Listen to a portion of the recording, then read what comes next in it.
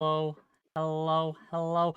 Welcome one and all to yet another episode of Wick TV, cross-ideological space where we come together to talk about issues political and cultural, from the silly to the serious. Apologies, first and foremost, for my tardiness. Running a bit behind today, but hopefully we can get it going. I've assembled a wonderful team today to discuss an interesting issue. Recently, Uber has been sending the following to its employees or contractors, to be clear. Let me read that to you. Okay, this is a message they've gotten. We have detected that you have rejected a disproportionate percentage of trip requests heading to certain neighborhoods that are largely comprised of low-income residents, minority residents, and or other residents who may belong to certain disadvantaged communities.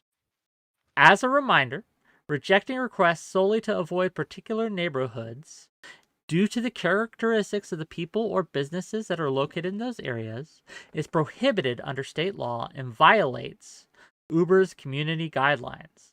If we continue to detect similar patterns of trip rejections, your account may be permanently deactivated. So we're here to discuss, is this a good thing or is this an overstep?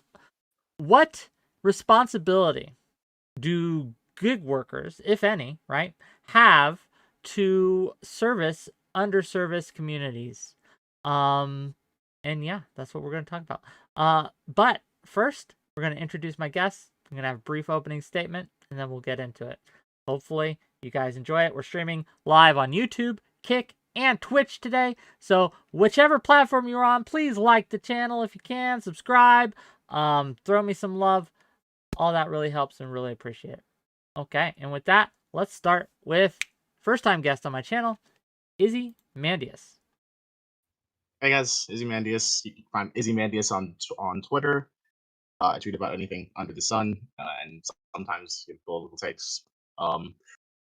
Yeah, so this whole thing seems like I'm not a lawyer, obviously, but it seems to set a pretty bad legal precedent.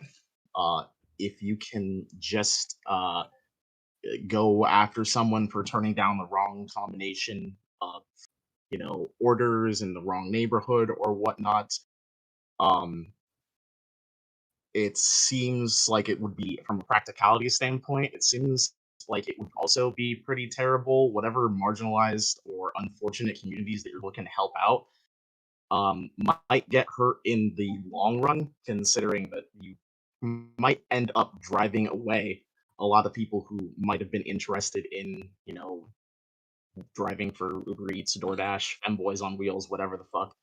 You that if you can be pursued for that, they might just decide, I'll probably just pick up another job, more typical job. Um, yeah, and I think it's also just like, if you actually care about these issues, if you actually care about making sure that there's some sort of action taken to help out people in those marginalized communities, I think this is kind of like the probably the worst manifestation of that you could imagine, where any corporation can decide to use that as a reason to go after you in court. And it's the sort of thing that makes people take a really dim view of issues that affect whether it be people of color, whether it be poor people, whether whoever, uh, Oh, um, who have disability issues. So yeah, it just seems like a pretty terrible manifestation of those ideas. Yeah. no, thanks for being here. I'm looking forward to how you do. Just real quick, your mic's popping a bit. I don't know if you can fix that or what. But yeah, we're Ooh, getting a lot of pops and stuff from your audio. If you can, I'm sorry, yeah, man. it's all good. Just take your time. I don't have a slick setup like these other guys do. You I guys are making me understand. look super duper poor. Speaking of So slick good. setups, Kilo the Giant, please. What's up, Wick? Yeah, I'm Kilo. Thanks for having me back, Wick. Um, Pretty compelling topic for me. There's a lot of moving parts. I think from obviously from a company standpoint, I don't think Uber necessarily has an obligation to not have things like this in its company guidelines. I think they're totally within reason to do that. I do think it's a little bit fucked up though that corporations seem to have this habit of um, kind of passing the bill down to the consumers and people like me and you, where the brunt of the social responsibility is placed on us instead of the government or instead of the corporations who can actually do something about these issues. So that's kind of fucked, and I totally support 100% any driver, especially because they're private contractors, and Uber would like to keep it that way. I support any driver's desire to not have to drive to certain parts of town if they don't want to. Obviously, there's the subtext there of racial discrimination. I don't necessarily think that someone avoiding a particular area of town should be considered racial discrimination. So I'm super supportive of the driver's right to do that. Okay. Well, thank you for coming, and we'll see how it goes. Prime Kai, please. Hello, all. Can you hear me? Yes. Great. Due to really unfortunate technical reasons, I'm talking to you guys from my phone rather than my usual setup. So it might be worse than 𝕾𝖎𝖎𝖙, so you might have one over me right now. It's all right. We're in this together. Yeah. The advantage is that I get to talk to you all with my nipples out, so that's working for me. But anyway, yeah, so thanks all. Thank you, Wick, for inviting me. I really love this topic. I love it because I actually have been talking about this very specific thing for years. So this notice is not a new notice, to be very clear.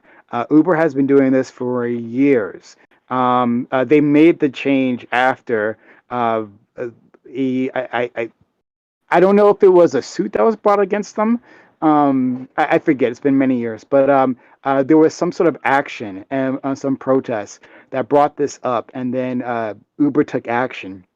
And I am completely and utterly supportive of it. This is the best. I've never, like, in terms of transportation companies, no one has ever done what Uber has done. No one, and I think others followed afterwards. But like Uber was blazing a trail here. Taxi companies for years, have allowed their drivers to be absolutely fucking racist and horrible to minorities and done nothing about it. I mean, you guys have all heard the jokes. You've heard the jokes about like a black man can't get a cab in New York City. Fuck even going to certain neighborhoods, just getting one it can be impossible. And I have literally my own personal stories about this.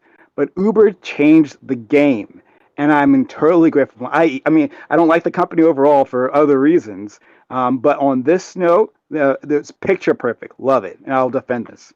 Okay, well, I'm excited for you to do so. We'll see how it goes. Next up, another first-time guest on my stream, Pony, please. Hi, my name's 𝕵𝖎𝖎𝖙𝖘𝖍𝖔𝖜. You can call me Pony. I stream on YouTube and Kick mostly. But yeah, I saw this and my first thought was just like the company can kind of do whatever they want. I mean, it's kind of fucked up, but like at the end of the day, like they have the right to fire whoever they want, especially if it's like a contracted job or like they need people to go out to certain areas, like especially if like say like I don't know if they release this financial information, but like if most of their revenue came from those areas and like they did rely on that, then like I don't see any problem with why like maybe they needed, they might have to send people over there like and also like I think mainly it's unlikely like for like if there is like any reason like for people to like not want to go to these areas, it's unlikely that anything is like really at danger there. Like you're not really like I think like the statistic for like that they put out in their safety report was like 1 in like 5 million for like assault, and then like fatalities was like I think it's 1 in 100 million trips for like physical assault. So I just feel like if there's any kind of like danger, like thought for like why people wouldn't want to go, like there's really no reason why they should be not denying these rides for the most part. Like especially if like 99.9% of their rides are safe, and it's same with like any contracted work. Like I feel like if it's more like about it's like a prejudice that people don't want to go there. It's like some of these areas are like you could have shit stolen in your car or something, but like for the most part you're not really at danger like doing these jobs like they feel. I guess Yeah. we'll discuss it as we go. Thank you for being here, and we'll get into it in the open. Last but certainly not least, 𝕵𝖎𝖎. I think that I'm a little bit torn on this. I think that I don't like the implication in the message that Uber thinks its drivers are avoiding these areas just to be racist, right? When we say certain areas or certain communities or whatever, typically it's probably going to be like high crime areas, right, that they're trying to avoid, or places where people are tipping less, which is going to be like disproportionately like low income areas, because poor people are typically going to tip less. So if you're an Uber driver, as an independent contractor, and you were trying to maximize your money, right, for your like shift that day, it makes sense to avoid those areas, really. And if it's a high crime area, it makes sense to avoid that area. So I don't like the implication that it's just like racism that they're leaning on, but I do think that there is, like, I think 𝕬𝖎𝖏 said something about like the corporations or the government is leaving it up to us to do these things, to do the work that needs to be done on the ground, to be more have like a more inclusive or diverse society or whatever. And that's true, but I don't know where else it would land. I think that there's a rule saying like be the change you want to be in the world, and I think that you could extend it to your personal relations, but also your business relations. If you want a more diverse or inclusive society, I think that when you're doing business, you need to live out those principles, even if there's no government forcing you to do it, right? So Uber has an incentive, I think, to have a more diverse, more inclusive society. So it makes sense for them to impose these restrictions or these like methods on the drivers. Okay, and with that, we'll just get into the open. Feel free if you have trouble getting in. Just let me see your hands. And yeah, what are you thinking? 𝕵𝖎𝖏, I don't think they're doing it for social responsibility reasons. Uber's been sued for discrimination like 50 times, and they've literally had like class action suits filed against them for racial discrimination. So I think they're probably just trying to. It's like in that blurb that Wick sent us, it references something about a state law, which leads me to assume it's probably California.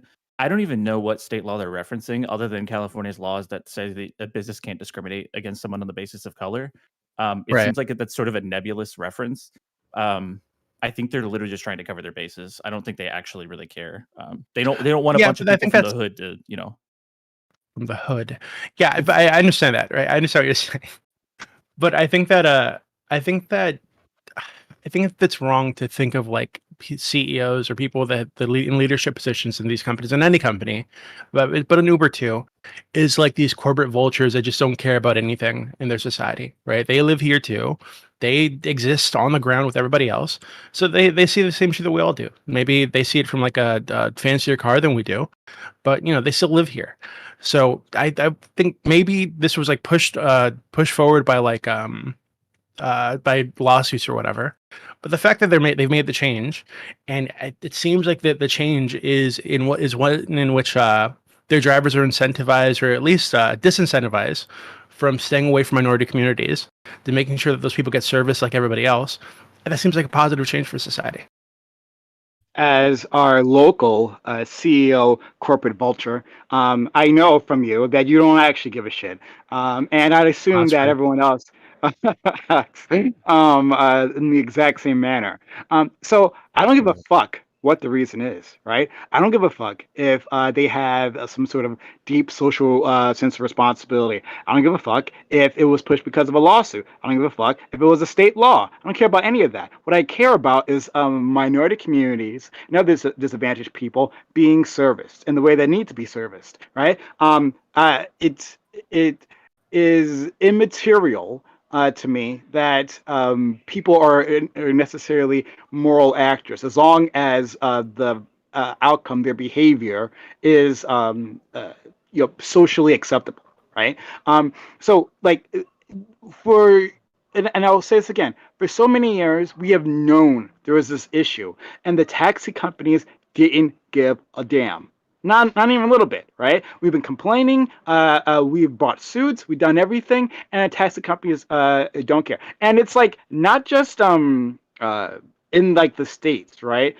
This is a global problem. I give this anecdote every time this issue comes up. I was in Japan. Right, I was in Japan. I was walking. Me and my friend were walking back from a club. It was pouring rain down. Right, it was too late to take the train. And my friend, white, and one of those I don't see color types like Wick, is he says, hey Prime, why don't you go into the street and like you wave your hand and flag down a taxi, right? I don't know why he wanted me to do it, but he wanted me to do it. Okay, so I do so, and this is a huge like boulevard, right? Like 4 lanes on each side, and I step out into one, and I'm like waving my hand. Taxis just keep passing, right? He says you're not going far enough. Okay, I go farther out in the street. No one's stopping. I go into the middle of the street because he keeps telling me to do that. I go into literally the middle of the street and I'm waving my hand, right? Like trying to get taxis to come, and they all zoom by, right? Then I'm like, all right, why don't you give it a try?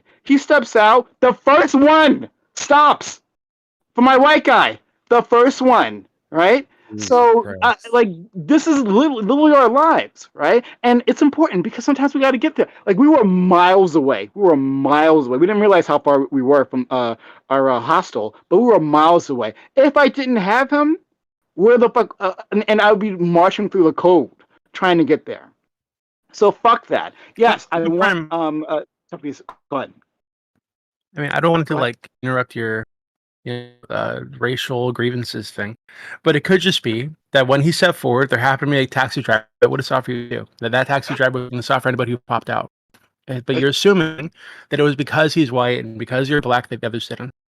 Well, to be clear, Japan is like super racist. Like, if you think America's racist, Japan's got we got nothing on Japan. Wait, Japan racist minority? Are you racist minority people? I didn't know that was a thing. I'm just saying. Well, in Japan, they're not a minority. I mean, they massacred other people. if you're not Japanese, you don't matter in a very real sense there. But no, if you're dark, I think I missed that your store is in Japan. I don't know why the fuck you were there in the first place. It's a fucked up country. But yeah, that makes more sense there. And the moral of the story is prime to always have a white guy with you when you travel, of course. Yeah. Well, okay, you're baiting me, Prime. You're actually baiting me. There's stereotypes, right? There are stereotypes, and I think the Uber thing, we're dealing with a lot of stereotypes here. So maybe some of these drivers are staying away from these communities because they're like majority minority, right? Like black and brown people, whatever. But the stereotype is these communities have a ton of crime. These people rob you, right? And the reality is a lot of the stereotypes true, right? There's high crime areas tend to be black and brown. So it seems like we're dealing with like a symptom of the core issue, which is high crime in these communities, which is, I think, fueled by the culture. Is Doobie glitching out for other people, or is that just me? My being.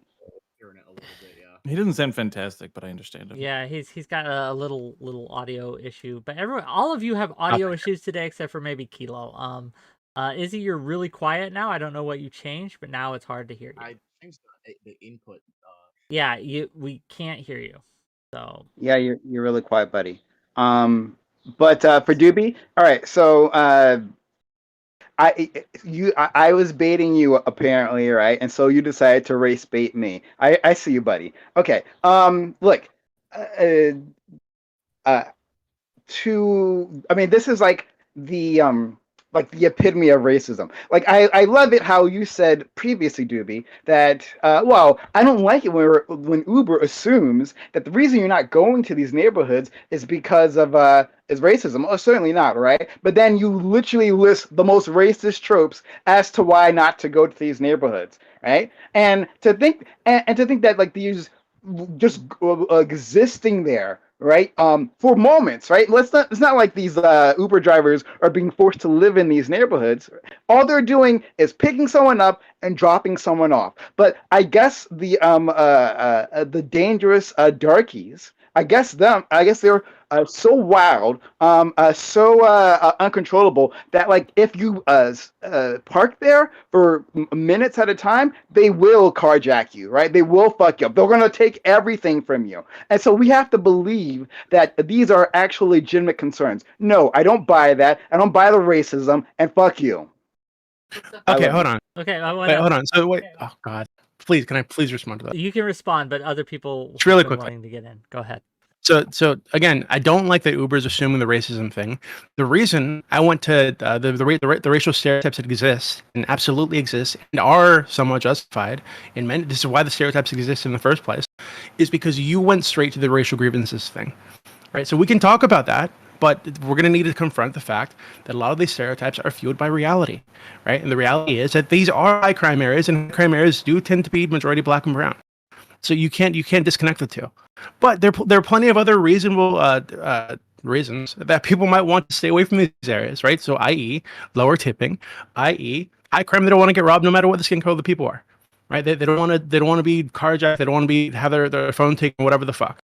Right? So they stay away from these areas. Like that I makes have a total sense, and response. they don't need to be racist to want to do that. I have a response, but I'll wait till the people jump in, and then Sure. I'll. I know that Pony and Izzy wanted in, so we'll go Pony then Izzy. All right, so I think it's less so that like corporations really care about like Uber. They don't really care about like doing it for like racial reasons to like help people, but like again, they're just doing it for like financial reason. Like they know that they need more money. It's the same with like maybe the Japanese taxi companies. They know that they can still get by with like discriminating against like the few like people that aren't Japanese there, and like it won't affect them financially. But like Uber, if a bunch of people start like declining areas where like people don't have cars, like they will like need rides, because I've been in that position.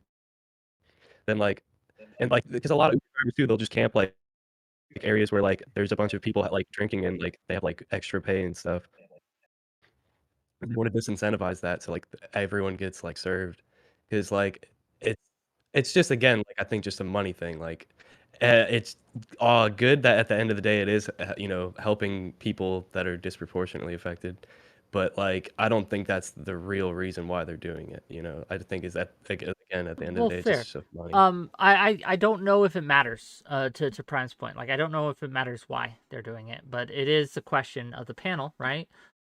Should gig workers, right, contractors, be forced or pressured into servicing or taking contracts, which is what you are making when you order an Uber? If you're offering a contract and the Uber driver can accept or decline. Should they be forced or pressured into taking contracts that they don't want to? Should it matter why they don't want to? That's kind of the question. Izzy, go ahead. Yeah. So sorry. Do I still sound terrible or? You're a lot better, but not perfect. Okay. Go on. Yeah. So part of the thing is we were talking about. We don't really care why or how the drivers are accepting or denying rides. Why or how Uber or Lyft is deciding to do what they do, or Uber or DoorDash or whatever. In that sense, I get that. I'm kind of with that. The real thing is like, what's the most effective way to actually get people to accepting these orders, rides, or whatnot? I am not entirely sure that like lawsuits or suing people or anything like that is really effective. And it was mentioned earlier, I think, that like this is probably just them covering their bases. This is probably just them like looking to make sure that they take some sort of effort to say, hey, we need to be servicing customers in all corners of the country, globe, whatnot. So maybe they're not necessarily actually looking to sue anybody. Because if they were, I think that would be fucking insane. I think that you would probably see people decide to stay away from these jobs in droves. Or at the very least, you would definitely see a drop. And there's in-house, like in-app ways of like incentivizing these things. The best example that I can give is that I use Lyft a lot. I use it like almost every day. You're breaking up a little bit. It's really hard to hear you. I'm sorry. No, it's fine. It's just you're cutting out a little bit. I'm getting the gist of it though. So finish up your example Okay. and then we'll maybe Yeah. mess with it a little more. So for me, if I have rides that I take early in the morning when there's just like usually, generally speaking, not many people looking to get a Lyft or whatever, the price tends to go up, and that usually what you would expect. They get a slightly higher cut for what they're actually for per ride, since you're probably waiting around for longer or for in between rides. That's one possible way. I just think that it just to me seems like actual legal action is a lot more of something that would foster really bad will between the drivers and the actual corporation, and then the people who are, they're trying to help, and the corporation and the drivers. I just think that it's a little bit scorched earth. It may not actually be something they're trying to follow through on, but I don't think it's feasible in the long run. Okay, so just to kind of translate for my audience, right, that might have had trouble hearing that, and hopefully you can fix that audio up there.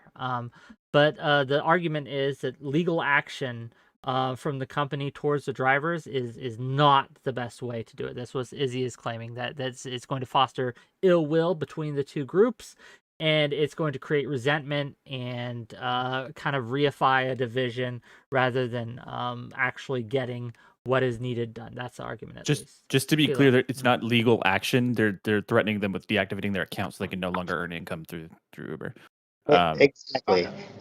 Sorry. But if you have more, Kilo, I'll wait.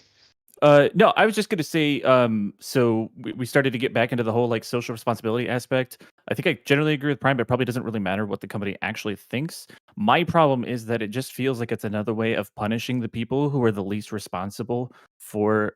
Okay, so 𝕵𝖎 said completely accurately that there is a reason why the stereotype or the assumption that high crime areas are heavily minority populated.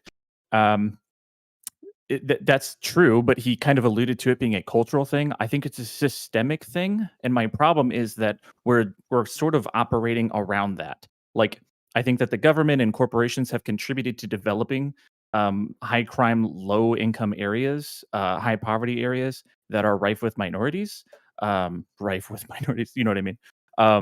And they're not the ones doing anything to address it, and instead the responsibility falls on the heads of like the workers to like, no, you have to go to this area that's, dude, if you were an Uber driver in like San Francisco, there are areas of San Francisco I would not want to park my car for more than like a couple seconds. It's like horrifying. I could completely understand a driver not wanting to take a ride there, but unfortunately in Uber's like map, where they probably have it like sectioned off to be like an area that's heavily populated by Black people, if you deny rides to there too many times, they're going to deactivate your account and say that you can't drive for them anymore. Like, that's kind of fucked up.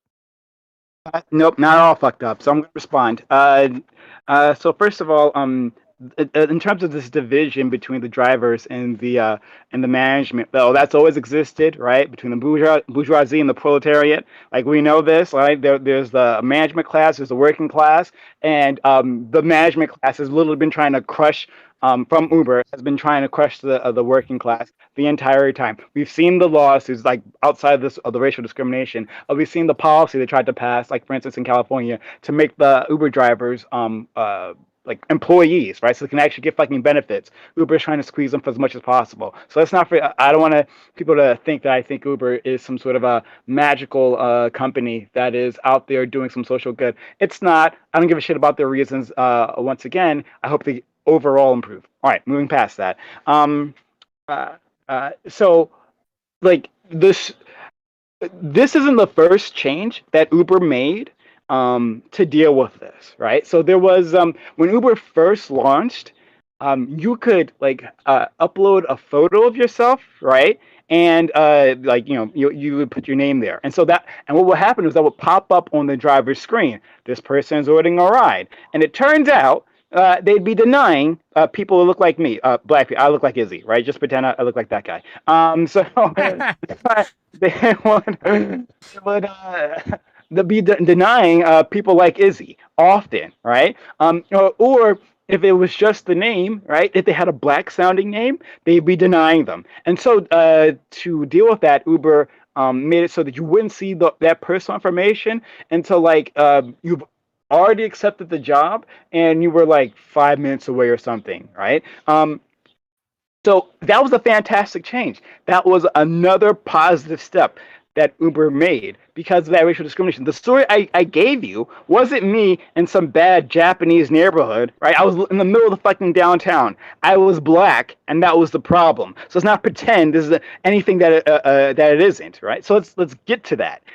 It is racial discrimination. And it's not. I've also experienced something similar in the States as well, right? So it's not just like a foreign thing. I'm just pointing out this is an international problem, but Uber has taken steps to solve it internationally because, at least as far as I know, the rules here are the way it works around the world. At least that's my understanding. Maybe I could be wrong on that. And what else should we like? What is the other alternative here? Are you simply accepting that these other neighborhoods will be less served, right? As always, or in my case, that like if you are black, that those drivers should know immediately so they can just fucking decide to fuck you over. Like, is that what we're saying here? If not, then obviously steps need to be taken.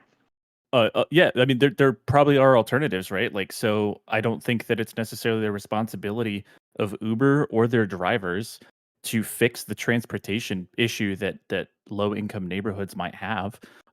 Why doesn't the fucking local government invest more in the infrastructure and public transportation? Yeah, Why racism, doesn't why systemic racism, whatever. Who gives a shit, right? Like, I care about that. we care. Yes, yes, I care about systemic discrimination too. In case you didn't know, in case you didn't catch that. Great. Moving on. But like we have equal access to public accommodations. They're providing. They're a private company, but they're providing public accommodations. We've established this decades ago, and because of that, black communities have been able to flourish in ways they otherwise wouldn't. They've been able to access services they otherwise wouldn't. Let's not pretend that before white people were forced to offer services to black people, that they didn't just deny it left and right. Well, they're not. I don't think that drivers are denying. Like, okay, what happened to you is racial discrimination. My problem is I kind of agree with what 𝕵𝖎 said. This is being outlined as a racial discrimination problem when it is likely just I don't want to drive to this incredibly dangerous, shitty area of town problem. It doesn't matter. That is immaterial. It's about the racial impact. It doesn't matter, Kilo, if you are the driver, and I'm not like calling you out, of course, obviously. But like, it doesn't matter if you are the driver and you are denying Izzy, right, a ride because you don't like his skin color, you don't like his ethnic background, you don't like his religion, or because of the area that he wants you to pick him up happens to be high crime. The impact is racial, right? We understand this, but there's a disparate impact, and that's what we're talking about as well. I agree with you. The racism is a byproduct of what we're talking about, 100%. My problem is that fighting the issues that led to that racism existing in the first place, I don't think the bill should fall on the heads of the drivers and like the general populace. I don't think we're going to fix that. Agreed. I'm sorry. This isn't fixing. Maybe people seem to be misunderstanding. This isn't fixing the racial politics of the United States. That's not the point of this policy. The point of this policy is to make sure that minorities can access services just like the rest of us, the rest of the population. But no one is implying here, at least maybe the rest of you guys seem to be implying that. 𝕵𝖎, I see you. And I'll be done in a second. But you guys are implying that. That's like the goals of policy, and that's and that it should be judged in that terms, right? No, obviously, yes, we should have a system, right? A systemic response. We should have reparations. We should overhaul the justice system and do all those things. Invest in minority neighborhoods to lower crime, gun buybacks, all that good stuff. Agreed. But Uber doesn't have that power. Right. Uber can't do any of that. So Uber has to take mitigation steps to do the one thing: provide transportation services to everyone, right? To all good-paying customers. I want 𝕵𝖎 to have a chance to respond, and then I have a question for Prime and Pony here. But go ahead, 𝕵𝖎. Yeah. So Prime, I hear what you're saying, but I think that just saying you don't care, right, about the concerns of the drivers is like not helpful or convincing, right? Because like there has to be some kind of line, right? So like what if it's like 10% of the drivers who go to this area get their fucking phones taken, right? Or get their cars taken? Like, do you just say you don't care and keep going anyway? Like that there has to be some kind of like limit here where the driver needs to make a decision about their own lives, about their own safety, and say, hey, I'm just not going to go into that community anymore. Yeah. Like, why is it reasonable to you to just say you don't care about their concerns, you don't care about their safety, you don't care about their property, just fuck you, there's black people there, so you got to go? or you're racist. I hear you, Doobie. I hear you. And let's say Izzy here decided he wanted to ride from an active volcano. I'd say Why are we no. using Izzy as like the go-to here? Like he's the My beautiful, more handsome black face. That's the problem. All right, look. Oh, Izzy, hold on. Izzy, you're talking, but no, we can't hear a single word. It's not audio's not even picking up. Can you Okay, move that? but Prime, keep going. Okay, yeah. All right, look. You guys can't experience the sex appeal. That's the only reason Wick ever invites me to these things, right? So Izzy will have to do, right? A poor substitute, but a substitute nonetheless. So yes, if he wanted a ride from an active volcano, yeah, I'd say yeah, fuck him, right? Yeah, whatever. If it was a war zone in these neighborhoods, yeah, okay, sure. We can draw some sort of line. But the assumption is that these neighborhoods are just so utterly dangerous that you just can't even exist there. For, again, minutes, right? Is what we're asking. And you're in a car to move. But apparently that's just too much for risk, right? Prime, they'll get into the car, put a gun to your fucking head, and take your phone. Like, what do you mean? It sounds like the car's not a magic shield that protects you. They're going to open your door. You're assuming they're going to put a gun to your head. head. Those black. Like, what do you mean? No, just criminals. Just criminals. They're gonna take your fucking phone and your wallet, or even your car. Black people are going to do? Please explain. I just did. Right, so I don't know why you're saying they're specifically black people. I'm just saying criminals, right? We're talking about like high crime areas. They're again, if you want to associate black people with high crime areas, that's totally on you, okay? But what I'm saying is that you are laying out that, hey, if there are majority black people in this area, you need to serve them, even if your car is going to get taken, even if your phone's taken, even if you're going to have a gun put to your head. Even if your car is going to be taken. Look at the wording here. Even if your car is going to be taken. Hey, guys, when you exist, so I live in one of those black neighborhoods. I live in a working class neighborhood, and I live in one of those neighborhoods that someone, a person like Doobie apparently, might say, "Oh, I want to visit." Yeah, we all exist here. We have my family has multiple cars. The people around us exist here, and we aren't spontaneously dying. And people who come and visit us tend to make it out alive, right? And with their stuff. So Prime, it seems like but because this is an inevitability. This is your framing, right? The racist framing. We know that criminals target Uber drivers and Lyft drivers. They will absolutely call them to an area and then rob them when they get here. And when they get there, we just had a fucking massive lawsuit. It was like $30,000 in a year that they took from these drivers because not only would they take their phone, then they'd log into their phone, change the bank account information on the account, and take all the money in their fucking bank account. Like this, we just had like 2 or 3 stories about this. About like a string of like robberies where this happened. It's not just that. That was like the passenger. Hold on, Pony, you are super quiet too. Why is everyone's audio fucked today? Today is it better? Yes, that's better. Yes, go ahead. Finish up, Pony. So I think in that situation, like you can't really assume that like Uber, like you can't assume that the people that are picking up these people, you're not gonna get robbed in like a minute. Like you're literally gonna be there for 1 minute, unless you're assuming that like someone's gonna pull up with an Uber at this one spot at this one moment. Like you're not gonna just find these people unless they're getting set up, and then like you know that's like Uber has like passenger information, so like if there was involvement and stuff, it's just less. It's not likely necessarily to a happen, passenger, but yeah. But like also they use stolen phones to do this. Like this is again, there's just a massive story about this. A ring of criminals doing this for like over a year. Where they'd use stolen phones with Uber account information already on it, use those to make the calls, and then rob the drivers when they got there. Then I suggest we fund the police, right? Well, you're a big fan of. Oh, so you want more police in high crime areas? And get them to do their fucking job. And what happened to ACAB? What happened to defund the police? All cops are bastards. That's immaterial for them doing their job. You want more police in these areas, is what you're saying. All cops are bastards. That's immaterial of them doing their jobs. I want effective policing. I've always been very clear about that. I want effective policing, but we just don't have it. So because those cops don't actually do their fucking jobs. Anyway, that will be their responsibility. Yes, when there is a crime wave, when things are happening, then they should get off their ass. It's not up to Uber to solve that, obviously.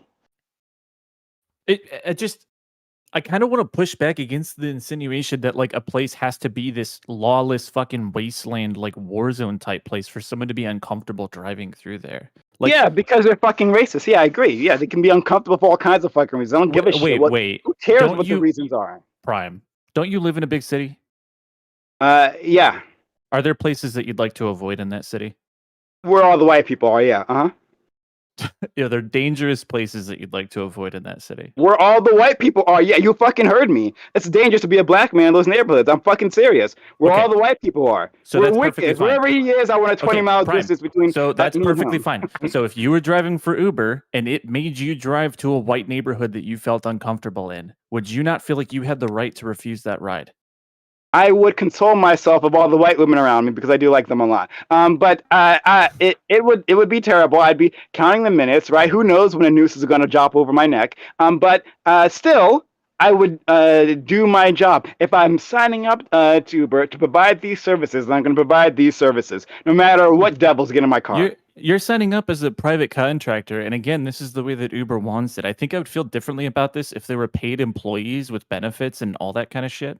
Then I'd be like, yeah, the employees should do like whatever they're instructed to do. But you work for Uber at your own obligation. You only get paid for the rides that you accept. You can stop at any point, and they can get rid of you at any point for any reason. I don't understand why we think that drivers should be responsible for like this brunt of like all the social responsibility that Uber is pretending like it cares about.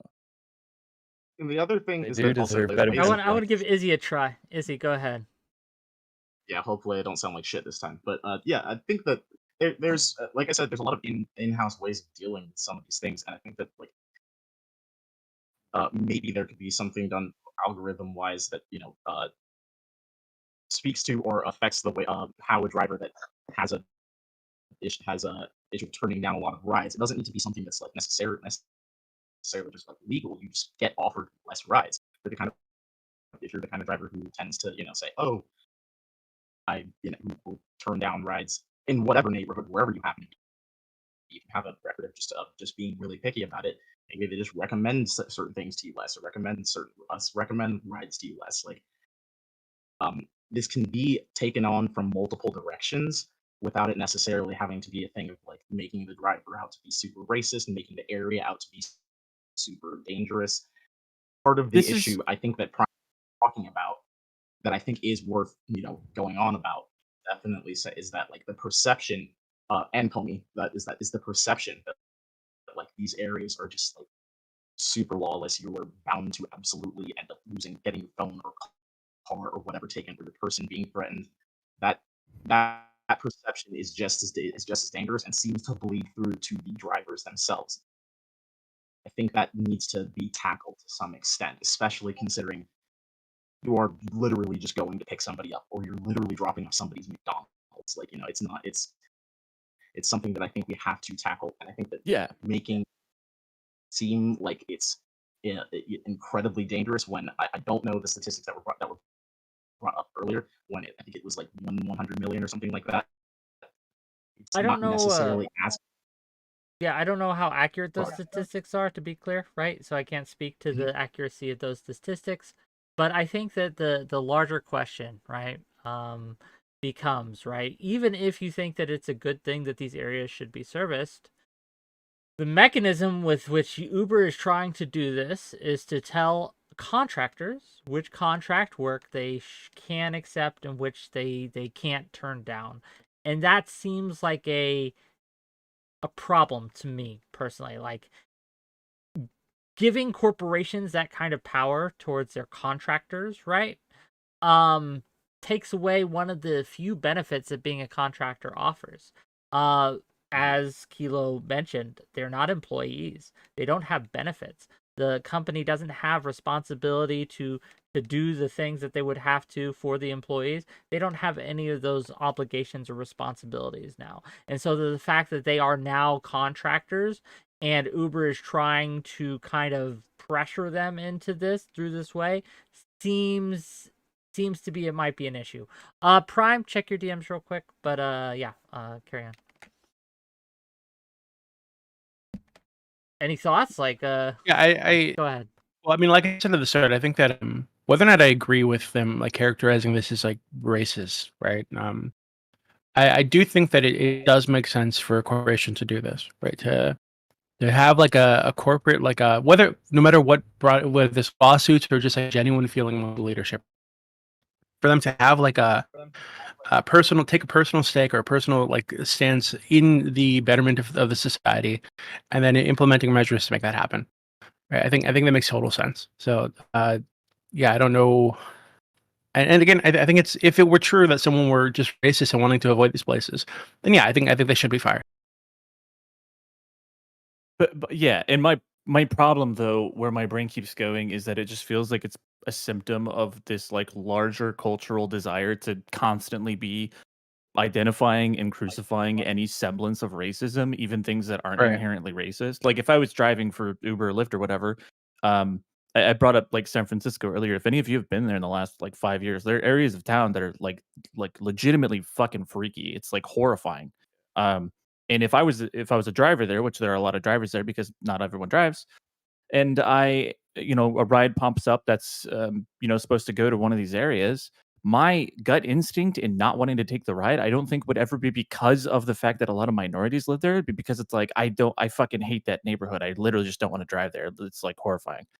um and I think that that's why Prime, I understand that a byproduct of this is kind of racism, in that minority like communities might be suffering a little bit in terms of their access to ride sharing.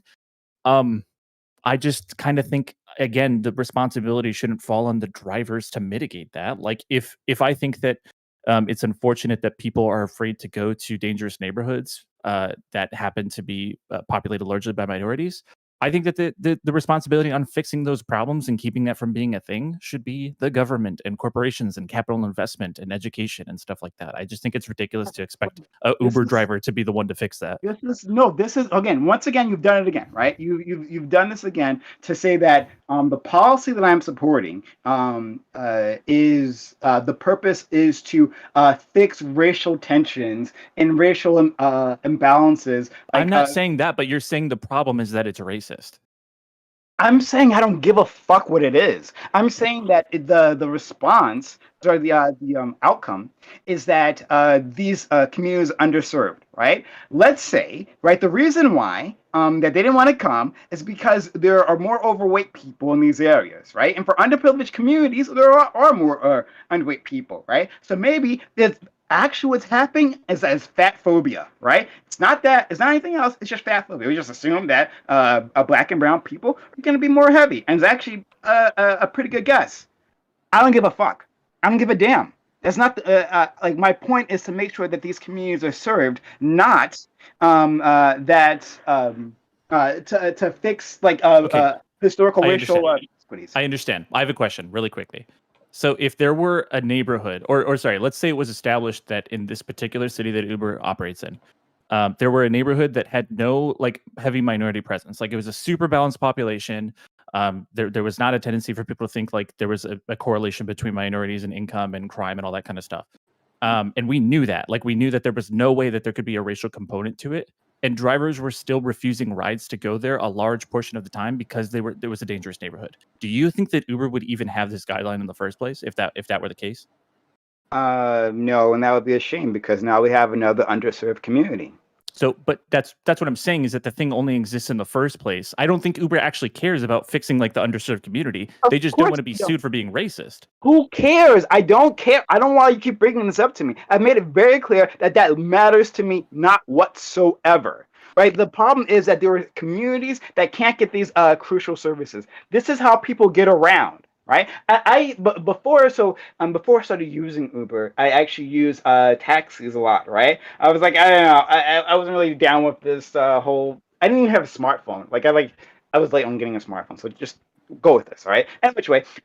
So I use taxis, and it takes forever for taxis to get to you. right? And taxis like me, I actually apparently have a really good rating. But and they would do their best to get to me, but because they all concentrate within the city center, right? And I don't live there, like they have to travel. All their taxis are there, and they have to travel to here. With Uber, and Lyft and similar services, their rides are moving around constantly, and so you get better service. So if Uber didn't do this, I'd be relegated to taxi services, and have less ability to get around within a timely manner. And trust me, I got fucked because I was using those taxis because they took so long to get to me. So why should I have to deal with that? I wanna give our new guest here, Katie, who bullied her way and used her white privilege to get on this panel. What are your thoughts? This panel needed more white people, so I came. Okay. First of all, Wick, your chat is super racist, and if people talk about me doing blackface, are you here to complain about my chat or talk about the topic? No, sure. Yeah. Hi, Doobie. Nice to see you're still racist. I don't really get the point of what you asked, Wick. Like, it seems that at the end of the day, what you care about is like, oh, I don't want to force contractors to do this bad thing under capitalism that already exists under capitalism. It's like you people are complaining about capitalism, and Prime already said, and he's right, like, yeah, Uber doesn't give a fuck. Duh. Like, who here thinks Uber genuinely cares about, like, the underserviced, like, black communities? What are we even talking about? The fact of the matter is, it's a good solution to help a racist issue. So what's the fucking problem? Well, the problem that's actively what Prime is arguing against. Is that you prioritize the rights of people getting screwed under capitalism, which is great, over people getting screwed because of racism. And you can do that. I just think that's really shitty. Any response to that, or should I respond to that? Oh, I will say one more thing. You can respond to both of them. So yeah, I don't give a damn about these. So you guys are talking about the advantages of being a contractor. Yeah, the advantages is that you can set your own schedule, but when you are on the job, you have policies to follow, right? Just like any other job, you have policies. Being a contractor doesn't mean you can make up your own fucking rules. Let's be very clear about this. And so because of that, like, I don't give a damn about these people who think, well, I mean, like, I wanted the freedom to be able just to service the people I want and actively screw over other people. I don't give a shit about that. No, once you are on that job, you provide equal services. You provide courteous services. So the question becomes, right? And I'll try to answer both of these, right? To Katie's concern about capitalism, right? Check that off your bingo cards if you're following along, viewers, please. If someone blames everything on capitalism, mark that. If you have a blingo, please get with us afterwards for your prize. But your other dudes blamed capitalism. At the end of the day, not me. At the end of the day, right? It's a question of workers' rights. It's not racism, right? It's not about racism at the end of the day, because poor white communities are underserved as well. Rural communities are underserved as well. These are all can be very dangerous, very dangerous. And if, for whatever reason, someone does not want to put themselves in what they believe to be harm's way, they should not be forced to or pressured into unduly. I do not think, right, that an Uber driver or a Uber Eats or any of these other gig workers have the responsibility to accept all jobs regardless of what they want or think. I think that they don't have to work at Uber then. I understand, but this seems like a really weird take for especially left people to have, that, oh, the workers, they don't like working at the company, they should just move, forehead. Just quit. Just get a new job, right? It's easy. It's not that easy. Some people, especially gig workers, the only reason that they do gig work... Leftists are for promoting racial oppression. Yeah, that's how that works, right? Yeah. So that's what leftists always said. Like, we should have so much freedom that we should go back to the 1950s. Brilliant. brilliant understanding of leftist politics. Oh my God, Wick, Well, that's all like. Prime, Sorry. I understand that you are compartmentalizing the racist component of the conversation from the fact that you would just want these disadvantaged communities to have better access to ride-sharing programs. I understand that. My problem is I don't think we'd be talking about this if there was not a insinuation of a racial component to it. I think if, like I said, if we knew of an area or just maybe countrywide, there were no like correlations between minority presence in neighborhoods and crime and poverty and things like that. I don't think that this would even be noticed. We would hear of drivers like refusing rides to bad areas of town, and we would just be like, "Oh, okay." And I can prove that by reading Uber's community guidelines. It says intentionally refusing or canceling requests solely for the purpose of avoiding a particular neighborhood due to the characteristics of the people or businesses that are located in that area is not allowed. This is specifically to address the California like state laws regarding racial discrimination. Just California federal law as well. So I don't know why you guys. Yeah, it's federal law. California. Yeah, it's federal law. Unfortunately. Well, they only reference state law in the thing that we sent, but that's fine. Yeah, but it's also federal law. So That's yeah, okay, whatever. And multiple states have this. I don't know why you think it's just California, but moving on. No, it doesn't matter. I was just using it as an example. But yeah. Yes, if we lived in a fantasy world, we'd have fantasy problems. Agreed, right? Things would be different if things were different. And again, so. And then I've already stated this. I don't care what the reason is. So if it were the case that majority white neighborhoods, right, rural neighborhoods, wherever Wick lives, right, the Badlands, were being discriminated against, I would be against that too. It might be the case that we wouldn't hear about that, right? That Wick, right, poor Wick would be underserved, couldn't leave his house, right, to do nothing. He's got nothing to do outside, so it's not a problem. But it could be the case that Wick is being underserved, and we wouldn't hear about that for the reasons you stated. That would be a bad thing. I would want that to be corrected. I would hope that we would live in society that would care about people in Wick's position, right? People who are white, but who are working class. But it doesn't matter. I'm wanting all underserved communities to have access to these public accommodations, no matter what the reason is. So yes, racism is a thing that animates me because I'm black, right? Again, see Izzy, I'm black, and it's close to my heart. But the underlying principle is that everyone should have access to these services. Do you think that all discrimination is always bad 100% of the time? All discrimination is bad. Katie, you can jump in if you want. I think this is important. Prime can handle his own. I'm good. Am I allowed to have a turn, or am I just going to be his avatar for today? You're just a proxy. Izzy, have your turn. Happy Juneteenth. I want to make sure that my kidding. panelists aren't underserved. Okay, I want to make sure my panelists aren't underserved. So Izzy, I know you're brought up by Prime as a token, right? But wait, I hold want to on. give you a voice. Can Prime answer that question? Because Prime doesn't let me say the N-word on his panels, right? Which I think is discrimination based on my race. So, do you think that all discrimination is bad all the time, Prime? I think you can definitely call that anti-black. I think you can case it. Oh no. Your audio, Izzy. I'm sorry. No one can hear Is it that bad? It's. You're cutting out.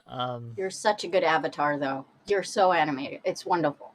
I'm so happy. The I'm glad I audio. can help. I'll do what I can. Okay. I'm sorry, but try. Yes. Yeah, no, I think there's like a weird also perception of like the way Uber, Lyft, whatever, or DoorDash can be perceived here, of like assuming that like they do be painting the picture earlier that like, all right, well these guys also do want to make sure that there is like services. Like they may not be, don't have to be like bleeding heart liberals, and there also may not necessarily be like stone cold capitalists. At the end of the day, the part of the beauty of capitalism is that we can be incentivized towards doing things that are good for everyone, or actually are more goods. We can actually see there are people in these marginalized communities literally sitting there waving money around, saying, "Hey, I need to get from A to B," or "Hey, I need food from XYZ store," and for Uber or whatever, they might, they have an incentive to actually want to get that money, yes, but they also probably want to make sure that they're being a good business and serving those people. Okay, Like, so you can't just to translate Please to help me. translate as for my audience who's again, it's everyone's having trouble hearing you. I'm having trouble hearing you. It's a problem. But as I understood it, you're saying that there are better ways to do this, such as providing under capitalism, right? Incentives to service these communities. So rather than using the stick, use the carrot and say, hey, if you do work in these communities, right? If you do take rides from these contracts that are offered in these more dangerous or more diverse communities, then we will pay you extra, right? You will get a bonus. Is that what you said? sort of, kind of. I mean, it's like Not there's really. securities or incentives offered. Hang on, there's securities or incentives offered driver's side, right? There's things that are done on the driver's side that ensure that they will want to keep working for Uber or Lyft or whoever. This situation here, where maybe it doesn't come legal, to a court or whatever, is more now on the customer side, the marginalized community side, where the security is being offered to to them that, hey, we're gonna do our best to make sure that people are actually getting out to you, that you're not just that this isn't just a black hole here. You are actually being seen. I don't really want it to come to like court because I think again it sets a really bad legal precedent. But I think that this is really just an issue that none of these corporations are probably equipped to handle or necessarily understand completely well, but they are trying something. They have to do something.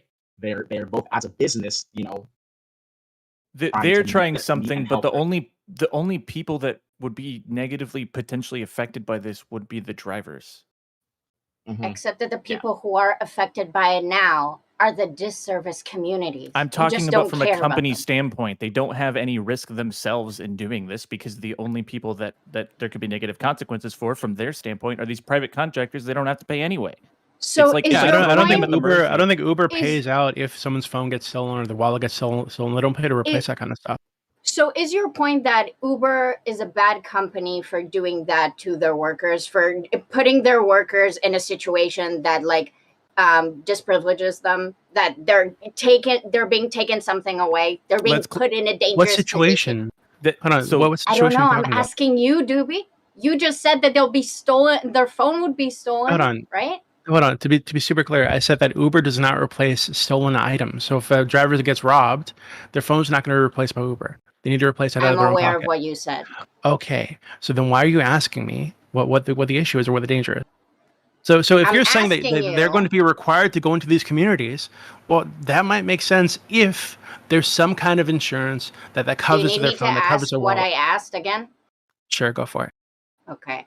I'm asking if your point is that you're saying Uber is being a bad company for taking their contractor workers and making their lives less easy. They are losing something out because they are in more risk. No. Is that your point? No, I don't think they're a bad company. I think it's reasonable for them to have like an incentive to increase diversity or inclusion or whatever. That makes total sense, right, from their perspective. I don't think they're a bad company. Is that your point? But I do think that we can't ignore that their drivers are also at higher risk, right? And I don't think it makes sense to just assume racism because they're rejecting calls in high crime areas. Okay, so I'm not ignoring that. Okay, we're both not ignoring it together. But then we're saying this policy good. Is that what we agree on then? We're both not ignoring it, and we're saying this policy fine actually. No, I think it's fine from their perspective. I don't think that the way they're implementing it makes sense. So the problem that I have with the message is that it assumes racism right up front. Right, that's a problem for me. Right, I would ask them. It would make more sense for the drivers to provide a reason they're not going to these areas. It would make a lot more sense for Uber to just have tools on their end to track crime scores in these areas, to figure out how often their riders are getting, or their drivers are being robbed, what the carjacking looks like in the area, what assaults look like in the area, and just warn the drivers like, hey, this is a higher crime area, so if you take a call here, we'll pay you a bigger cut or some shit like that. Right, or maybe just black out some areas entirely and don't send their drivers there because they understand that there's a high risk to their drivers if they go to these areas, no matter what the racial demographics are in those areas.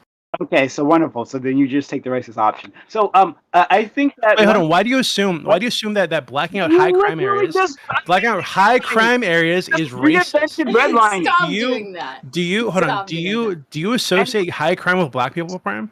I got to say that so Do you, can you answer the question? the message that was sent, right, does not, as it's written, right, the one that our friend Wick gave us, as it's written, does not assume racism. It doesn't assume anything, right? It It says it's absolutely does. That's bullshit. hold on. Heavy It says implication. if you Oh, are you're hurt by avoiding the this implication area, now? Prove yeah, that it's Because prove of the it. Prove implication. that they meant Wait, racism. wait. Can I Prove read it? Can I read yeah. it? No, I'm almost done. I swear. So it says it talks about avoiding a neighborhood repeatedly, and it says you should not do that to avoid people or businesses because of their characteristics, right? It does not assume racism. It's What do you think the assuming characteristics are referring to are? some level of discrimination is happening, and you What all kind of actually discrimination? don't. Hold on. You don't actually know how this system is working, and I don't know either. I'm not going to say that I do, but you guys have Oh, built I this see. system. Hold on, you guys have built this system in your head that like they've looked at black and minority communities and said, okay, these are the neighborhoods where you can't refuse, right? Rather than having a system, which is entirely possible, in which they looks for patterns for each individual drivers. So if you decide not to go to Beverly Hills, right? Just keep turning down jobs to Beverly Hills. It could tell you the same thing. You actually don't know which That's way that bullshit, works. Prime. You know that's not true. I don't know. It's in the message. It's literally in the message. Why is it not So true, largely, Doobie? Does it have largely, to do okay, with racism? Katie, shut the fuck up. Katie, shut up. No. So, Prime, it says in the message that you've been rejecting requests, whatever, to neighborhoods that are largely comprised of low-income residents, minority residents, and/or other residents who may belong to certain disadvantaged communities. That's not Beverly Hills. So you wouldn't get this message if you're rejecting calls to Beverly Hills. It's just not true. So even if I actually didn't remember the first part, but fair enough. But like you could still get design a system that so let's take the system that I just designed for you. In which case it doesn't matter which neighborhood it is, right? And it sends a generic message, right? So I don't have the thing in front of me that Wick gave us. So if I messed up, then fine. I'll believe you on that one. But if the system that I designed was put in place, and any neighborhood, no matter what the demographics were, you got a message for avoiding it, would that be fine for you? You're gonna have to repeat it one more time. I think you. Was my audio fucked up? I'm No, sorry. I think it's my end. It was my end. Okay, sure. So I'm asking you if we had a system that didn't like taken neighborhood demographics into consideration, right? That Uber said that it once it sees that a driver is avoiding any area, even a rich area, just any area, right? And it sends them a message that says, "Hey, you can't do that." Would you be okay with it? No, I mean, hold on. Okay, is in like I think it's fine and reasonable for them to do that. It's in their best interest as a company to have all areas service at all times as much as possible, right? So I think it's fine from like that perspective. But I think that typically Uber drivers, the reason they get into Uber driving at all is because they want to be independent contractors. They want to set their own schedules and they want to be able to choose what rides they do and what rides they don't. So from the driver perspective, I don't think that'd be okay. Okay. Katie, do you have something to say? Yeah, I guess I know that Prime wants to take like the racial component out of it with his argumentation, and that's fine. But like I don't understand why, if the policy specifically talks about disprivileged communities, and that's like heavily implying racism, for example, or that they're accusing the drivers of racism, you are more offended by the implication that the policy is telling a driver, hey, from what we've seen, you might be like kind of racially motivated in the way that you choose how to pick this area, and we're not okay with it on our company time. And you're saying that hurts my fifis. I don't like that. Stop it. So It's not about hurt fifis. It's not about hurt fifis, Katie. It's about workers' I know- rights, I know the correct? And moderator- leftists should care about workers' rights. It's not just right? about workers' rights. It's also yeah, about they the should, idea, yes. right? And the question is, the heart of this question is, should someone have their income tied to whether or not they're willing to combat racism? That's not Yes. combating racism. No, That's just Katie, doing it your is. job legally. Okay, so it's not their job. They're a contractor. They're not employed by the company. But beyond that, yeah, it's not a question of whether they're offended at the insinuation that they're racist. The implication in the message, the prompt that Wick sent us, is that it's related to minority residents. That's why they incorporated it into the automated message. I don't care if yes. No, sorry. I just don't. I don't care about that aspect of it. So long as drivers are allowed to refuse rides to wherever they see fit. If it's for a reason that's not related to racism, then I don't think they should lose their job because the company thinks they're racist. Okay. So how do you? Okay. Do we think that if someone is avoiding an area because they think there's a high crime rate there? Okay. Let's disentangle this. Is thinking that a certain area has a high crime rate without knowing the statistics because it's a black neighborhood, is that racist? Let's not even say because it's a black neighborhood. Why don't you just say, is someone thinking that there's an area of high crime like wrong? Is that wrong of them to think? If we're going to entangle the full thing, let's just say, is it wrong? Go ahead. I was gonna say they're more likely to know this, like the statistics behind like whatever area they're attempting to serve, more so than they are the makeup or color or the people that are actually in it. Yeah, Crime they're more likely statistics to are know just based on the way it looks and based on like the crime statistics in their local area and stuff like that. Yeah, absolutely. Okay. So we're saying or there, so maybe I want to avoid it. Yeah, I got it. Go ahead. Okay. So we're saying that if there's an area that has a high crime rate, you should be able to avoid it. And I think I understand that perspective. The problem is that perspectives. Like, What? are only companies allowed to like deny rides based off or like doing things that, like say employees, like if they didn't want to go do something they felt unsafe, like pizza drivers or something. Are you saying like they still have that right too or something? No. Like if I'm they saying felt unsafe. I'm saying that contract workers are still obligated to work under policies of the company that they are contracted for. And the same way that a contract worker would still need to follow policy guidelines. The policy. Yes. Go ahead. The policy only exists as a measure to protect themselves from accusations of racism. And that bothers you. Yes, because the drivers may not be racist. They may Who be just cares refusing if to they drive a are, certain though? area. It literally doesn't matter. Because like, they're going to lose their job over something that is not racist. So this is I love this like perspective, right? This like protect the feelings of the racist. I'm trying to protect their job. Their lives, their property. Yeah. No. This is literally the same argumentation from the 1950s, right? Like, well, that business owner, he's not racist, right? But he just doesn't want those kinds of people coming to his lunch counter, right? Because maybe they don't tip, It's so maybe ridiculous. they steal. Hey, they might steal, right? These are literally all their reasons, and the onus is the people, the citizens, the public gets underserved. Certain sections of the public gets underserved, rather than the capitalists who's going to get renewed by. Let me ask Katie and Prime a question and you as well, Pony, a question. Just to kind of maybe move this forward just a little bit. And then you can try yours, Katie. I promise you, but let me ask my question. I've been trying to ask this for a little bit. Okay. Poor Katie. You have an all-female DJ company that has female contractors. All female, right? They go in and they host parties and events. They get contracted out.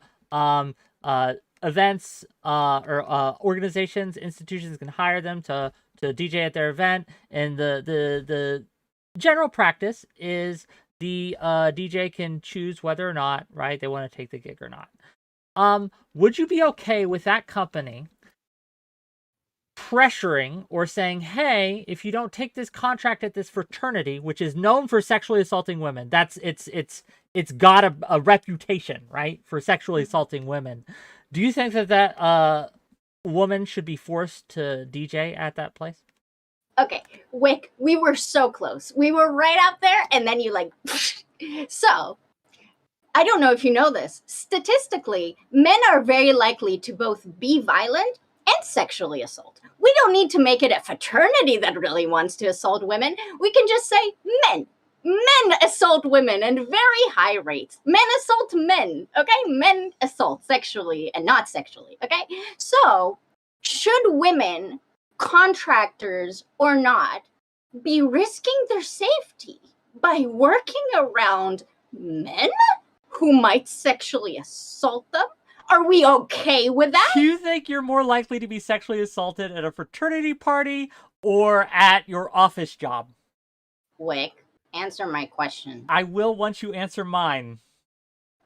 Am I more likely to get raped at a fraternity or during at a an office fraternity job? party or at an office job? Which is more likely? I understand it am can I happen drinking? at both. I understand I it can happen drinking? at both, right? Okay. But what are you more likely to have? Like, where are you more likely to be in danger at? You know what? I'll walk with you. Probably at the fraternity. I don't know this. I've never been to, but sure, let's go with that. Okay. I mean, what's your yes, point? That's just trivially true. Because my point is this: even though yes, men are responsible for a majority of the sexual assaults and things like that, there are unreasonable risks and there are reasonable risks. Like an unreasonable risk, right, would be to put yourself going in to that a situation. disprivileged Whereas a neighborhood reasonable with risk, a large, like with a high just crime because a man rate. lives next to you doesn't mean he's gonna, like, that's a reasonable risk versus the unreasonable risk. So Yeah, when it not comes all to the men, Uber right? drivers, right, if they for whatever reason think, hey, this area is dangerous, right, I don't want to put myself into that dangerous situation, do you think they should be forced to? I love how you make this separation, right? Because it was clearly pointed out to you that men are the ones who sexually assault, just in general. But like you immediately push back from that. Like, oh yeah, but it's fraternity. The fraternity is the problem. So the fraternity is the answer I'm going to use, right? But then when we say that these areas aren't like all like a fucking war zone where you're gonna die left and right. You're like, no, it's the area itself, right? Because the situations are not analogous. We can make these generalizations. That's to true. these areas. Men are a We can lot make more these violent. generalizations to these people. We can do what we can do. Well, it make depends where these you are, broad Katie. generalizations, and we can say those are natural and it makes sense. But then the moment that you, Wick, are included within that group, you push back. Well, no, I mean, obviously, it's more likely to happen in a fraternity, right? Not in Wick's apartment, certainly. And I don't think Wick is a good guy, but still, you know. Here's the thing, and this is what I've been trying to demonstrate with. Okay, we generally don't allow women to not engage with men in the real world, contract work, non-contract work, hired That's not employees true. or not hired. That's not true. Shut up, Doobie. Let me speak. Yeah, it's just not true. Shut up. Okay. We generally don't really accept that. You know, you saw that TikTok about the woman who was screaming at the parking. We don't like it when women say, we don't feel safe around men, because we understand that as a society, we kind of need to exist together. The only difference here is, except for the fact that men rape a lot more, men have very high sexual assault rates and violence rates, is that you are comparing the risk of these neighborhoods and like, oh, people are just scared for their safety. Women are scared for their safety too, and yet we don't construct society to allow women to dodge men and not have jobs depending on where are men. I mean, Katie, we do. Wait, hold on. Why would Okay, go on.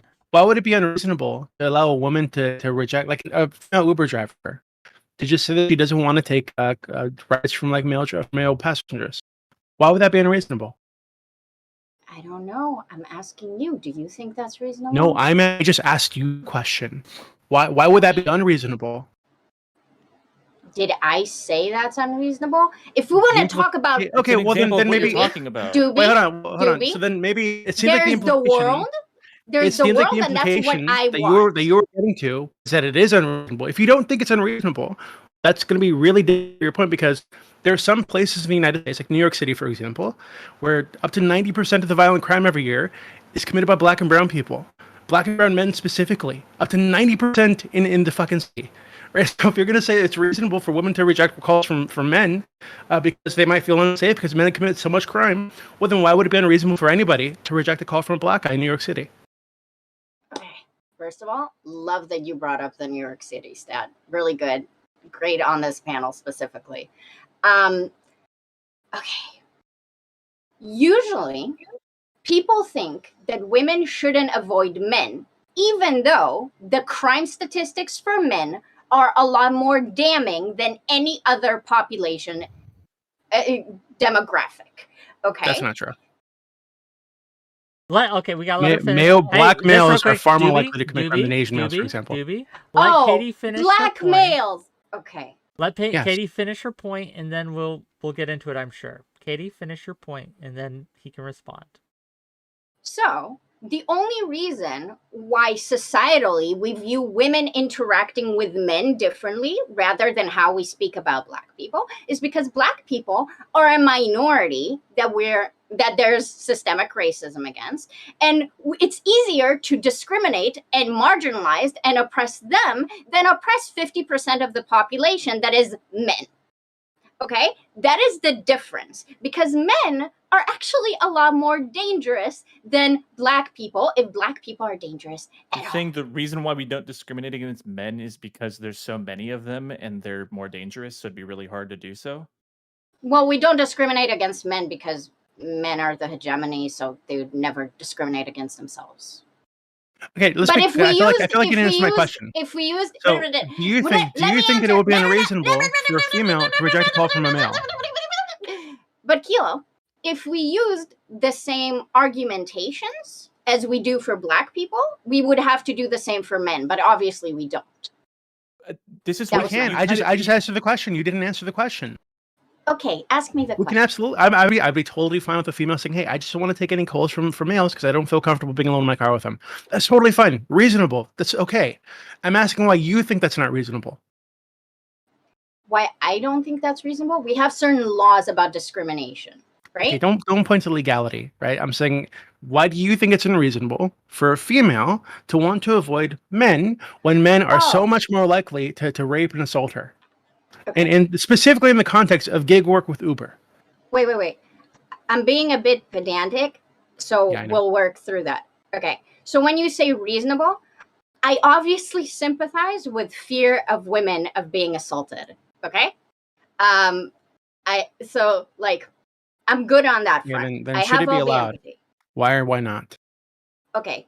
Should women be allowed to discriminate? Oh, Because and they're to be scared clear, of men? just to add some facts here, Lyft, for example, does allow women drivers to filter out all men and just say, I only want Powerful. women. That is a thing I mean, is offered to them. It is a service that they can say, hey, I don't want to take a male passenger, so I'm just going to filter all that out. That's fine. That's But great. anyway, carry on, yeah, that's Katie. totally fine. Can It's just men do if that I for were a women? Jewish guy in Israel, I wouldn't want to take calls to the West Bank, right? Like, it might be more dangerous for me. Totally reasonable. That's like usually I'm like not gonna a engage more hostile with area. that. I Lyft, think also. Wait, Katie, would you take an Uber ride request from the West Bank? I don't drive. Okay, but if you were an Uber driver, would you reject a call to the West Bank? We're not allowed to cross the border, Doobie. Oh, I see. But if you were allowed to cross the border legally, would you take a call to the West Bank? Okay, I want to give Hello? Pony here a chance. Pony. I just think that's kind of like an extreme example because like that's like the West Bank like that. But it's assuming more that than all just, like- Palestinians are like murderers, the fuck are you doing? These are human beings. You're gonna discriminate against them? I don't think You that are the should one that brought up the crime statistics. Don't do this now. I'm just asking why you would. wouldn't take a call to the West crime. Bank. You seem really iffy about answering that question.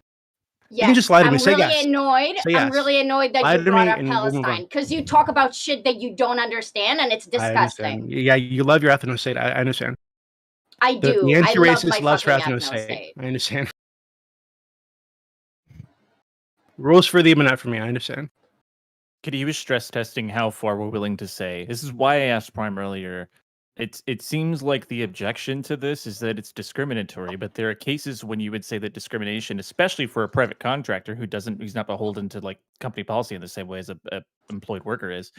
There are times when it might be kind of justifiable and, like he said, reasonable. Like in the case of the woman refusing a ride to a man. Where do we draw the line?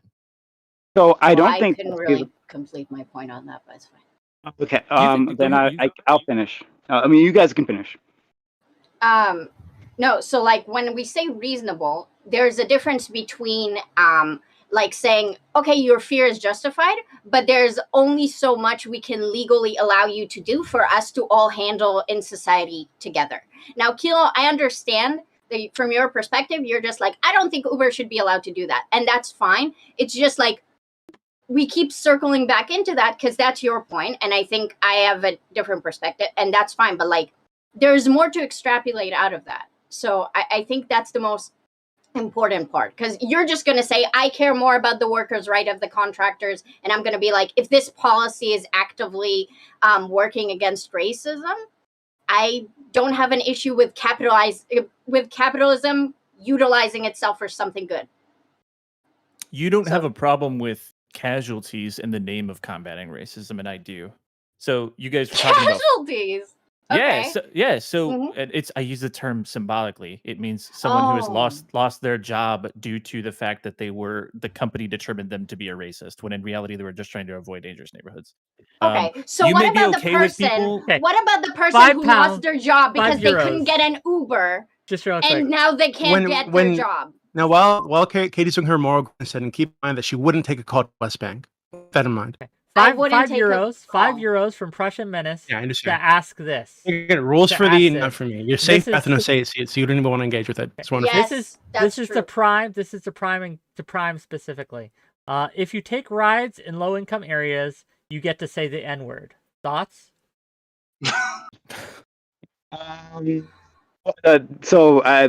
Doobie used a VPN to give you money from Europe to say that. It's definitely him. Sure, Doobie, you can say the N-word. I say the N-word anyways all the time, okay? I said like 4 times today. Okay, that was money on was given to me, Juneteenth, Doobie. and, Unbelievable. That's why I said it. What the fuck? Oh, sure. So Kilo is like the white liberal, the moderate white liberal that MLK warned us about, right? Talking about how these group of people who are like really more worried about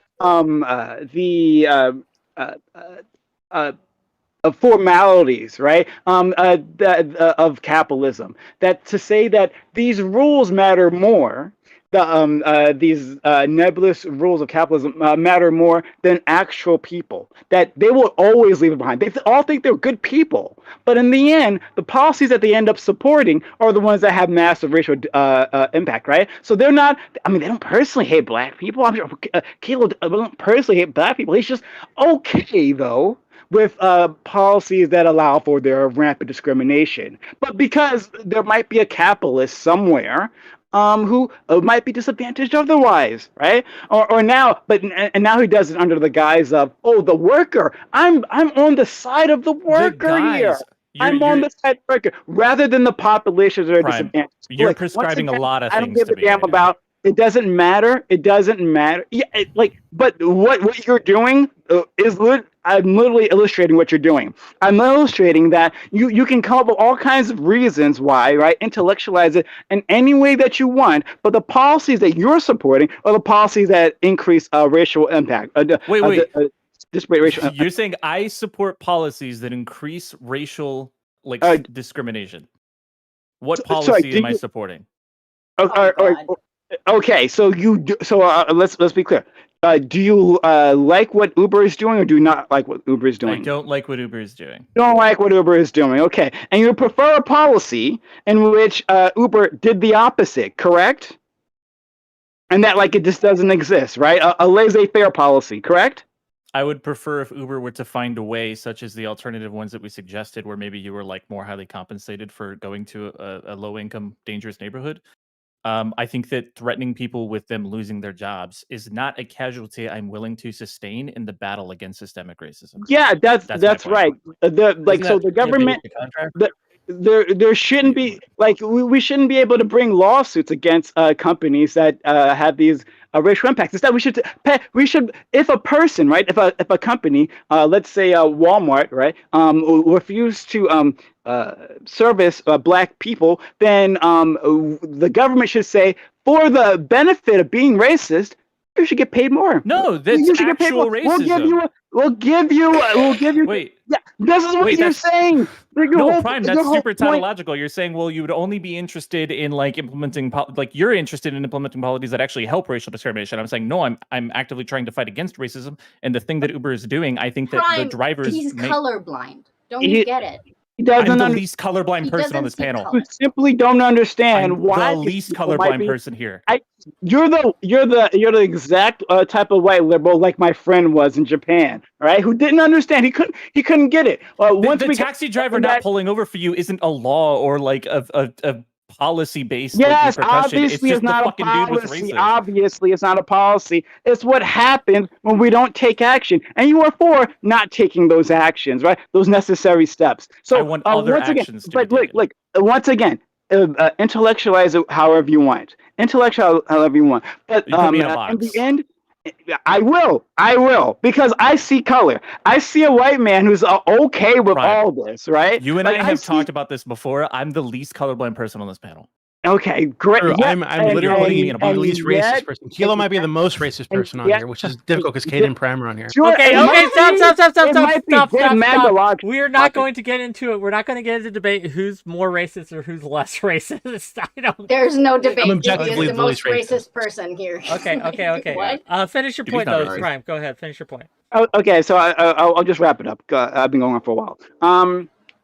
So I'm looking at outcomes. And the people who are actually the most invested in the racist side of this are the ones defending the racist, right? So, because I made it very clear that I don't give a shit what the reason is. I don't give a shit if it's fat phobia. I don't give a shit if it's skinny phobia. I don't give a shit what it is, right? And there's underserved communities. That is the issue, no matter which community that is.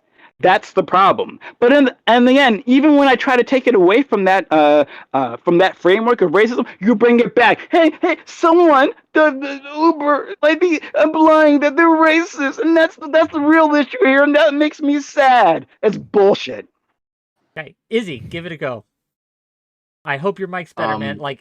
Next time I have you on, we're gonna check your mic beforehand because this is rough. But go ahead. That sounds great. Sorry, man. Yeah, I think a point that Katie brought up earlier that I think we kind of skated past was the idea that we're dealing with kind of a minority group, an intersection between a minority group and a statistic that is about high crime, right? So Uber is doing what they can to actually do something to the effect of reaching out to those people.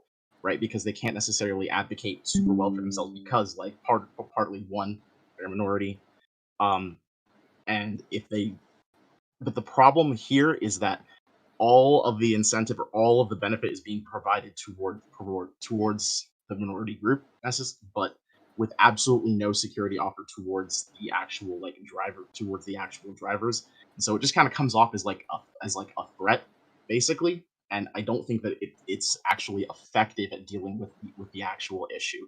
I do think that they are dealing with it in the capitalistic sense, the only way that they know how to. But I do think they have to do something. I'm not saying that they just ignore these people, that they just need to be left to fend for themselves or whatever, or eat rocks or dirt or whatever. I don't think that's necessarily what they should be doing. But at least something being done. Sorry. Katie. Yeah, I want to build a bridge because I feel like this panel has demonstrated that. Will the bridge be in a high crime area? Yes. In the West Bank. Fair enough. So I think that this panel has demonstrated that Twitch poll has a lot more leftists than we thought. We are all for worker rights here. So I think we should all pick up our pitchforks thingies and make Uber hire their drivers instead of whining about policies that are there to make sure disprivileged communities get service, you know? And maybe some of the disprivilege comes from high crime rates. Maybe some of it is racism. Maybe all of it is high crime rates. The casualties. But so I think we can work within the capitalist framework that Uber is utilizing to help these communities that don't have people. And at the same time, we tell Uber, fuck you guys, you pieces of trash, hire your contractors. Hire them. I don't think that makes any sense at all. I mean, of course the you don't. You're a capitalist. The allure of Uber for a lot of people is that they are independent contractors. They don't have set schedules, right? So if you're going to make them hire on these people, they're going to need to give these people hours and lunch breaks, like at specific times. A lot of these people don't want that.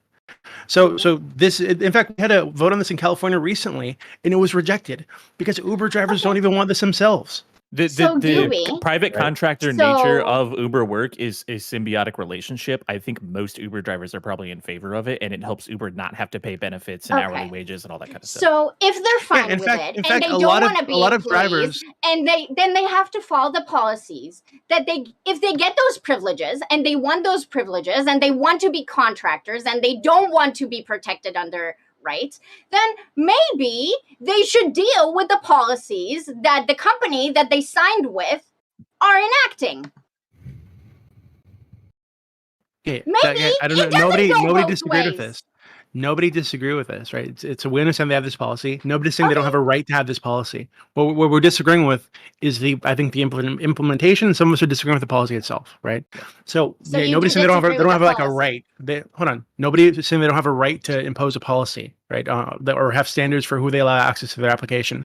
A lot of Uber drivers are actually like business owners. They build businesses, right, with fleets of cars using Uber. Right. And in Uber, it's again totally fine for them to have their own like guidelines or whatever, or things you need to like adhere to. That's fine. So I don't know what point you're making here. Again, it wouldn't be reasonable at all to say that Uber needs to hire these people as like employees. So like, I don't know what you're saying. Okay. Go for it. So we don't want them to be employees because they get certain benefits, not benefits from the company, but the conditions through which they're being contracted in are favorable to them. That's what they want. However, they're signing in to be contracted with the company. The company has certain policy. And you are now saying, wait, this policy is an infringement on these contractors who want to be contractors. So they don't want to be protected in a way that the company cannot infringe upon them. But they do want to have it. Now, I'm not saying that it's good that people are being accused of racism and they will lose their jobs if they're not actually racist. That's bad, okay? What I am saying is that there are disserviced communities that needs to be serviced. The same way that we do other jobs that we don't like doing. That needs to happen. And the policy is there for a reason. I think that I think you guys can't, you're having a hard time like reconciling the fact that you're kind of okay with some types of discrimination from companies and just interpersonal discrimination depending on the situation. What discrimination? It depends on what we're talking about, but in this case, we're talking about discrimination of like disadvantaged communities not having access to Ubers as reliably, right? So I'm okay with that? No, I'm saying sometimes you're okay with it. You're not okay with this one because it's discrimination and there is a racist component. I know you're trying to separate the two, but I think the reason why you feel so sensitive about it is because there is a racial subtext to it. Yeah, so from the lens that I work with, the difference there in discrimination, a lot of the weight comes to who is discrimination hurting. Now, the reason why I called you colorblind, and I apologize, I know that made you uncomfortable, but it's because when we do this weird shit where we pretend that all discrimination is the same and everyone is just equally racist, and when people call Prime racist, for the things that he's saying, that's the color blindness nonsense. So there are disprivileged communities that have strong issues. A lot of them are probably, well, we don't know if there's Black communities, but we're assuming they're Black communities, right? That's the entire point of what we're saying. And we understand that there are systemic issues with Black communities. So, yes, I care about that, fixing that discrimination very much. Discrimination already happened and is happening against those communities, and we're trying to take steps to override that. Two things. First, $5 from Temperate Takes to say this. I'm a Lyft driver, not Uber, but I don't want to be an employee. F that. We can make Uber pay the drivers with more without having to sign a W-2. That's the first thing. The second thing, Katie, you keep saying that you're okay with any of these policies to fix racism. I don't know if you think that's true. Are you literally okay with literally any policy that fixes racism or fixes disparate impacts on minority communities? Or is there a line you have where you would say, no, even though this might fix the problem, might make it a little more equitable, it's still, it's not good and we shouldn't do that? Yeah, like I'm on a panel discussing this specific policy, so obviously I'm talking about this specific policy. Yeah, there are lines, and that depends.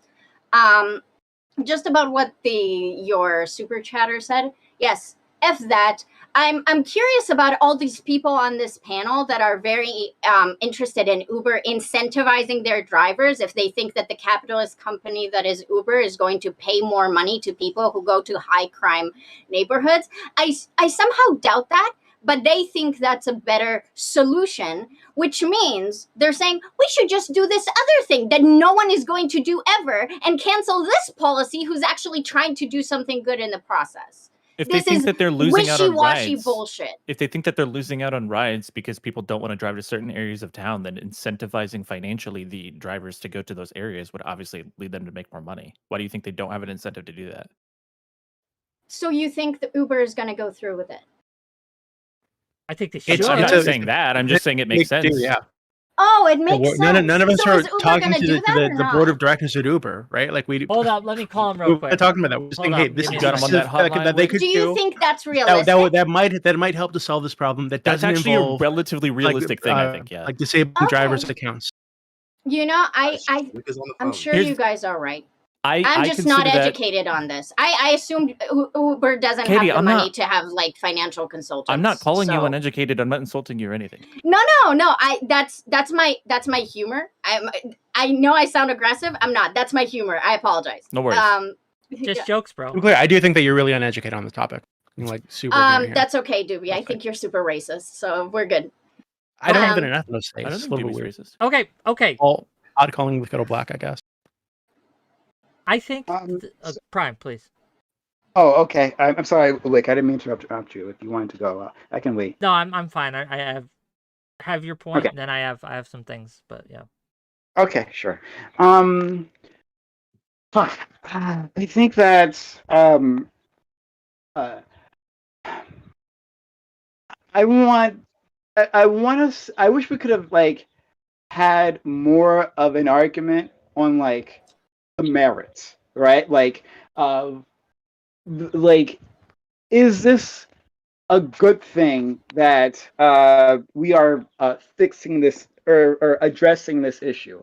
But like, it doesn't seem like that's the case. It seems like the argument lies on, hey, someone's feelings might get hurt. That we don't like the message. The message is mean, right? And that takes primacy over anything else. Maybe we word the message, right? So it takes out the underprivileged part that Doobie brought up, right?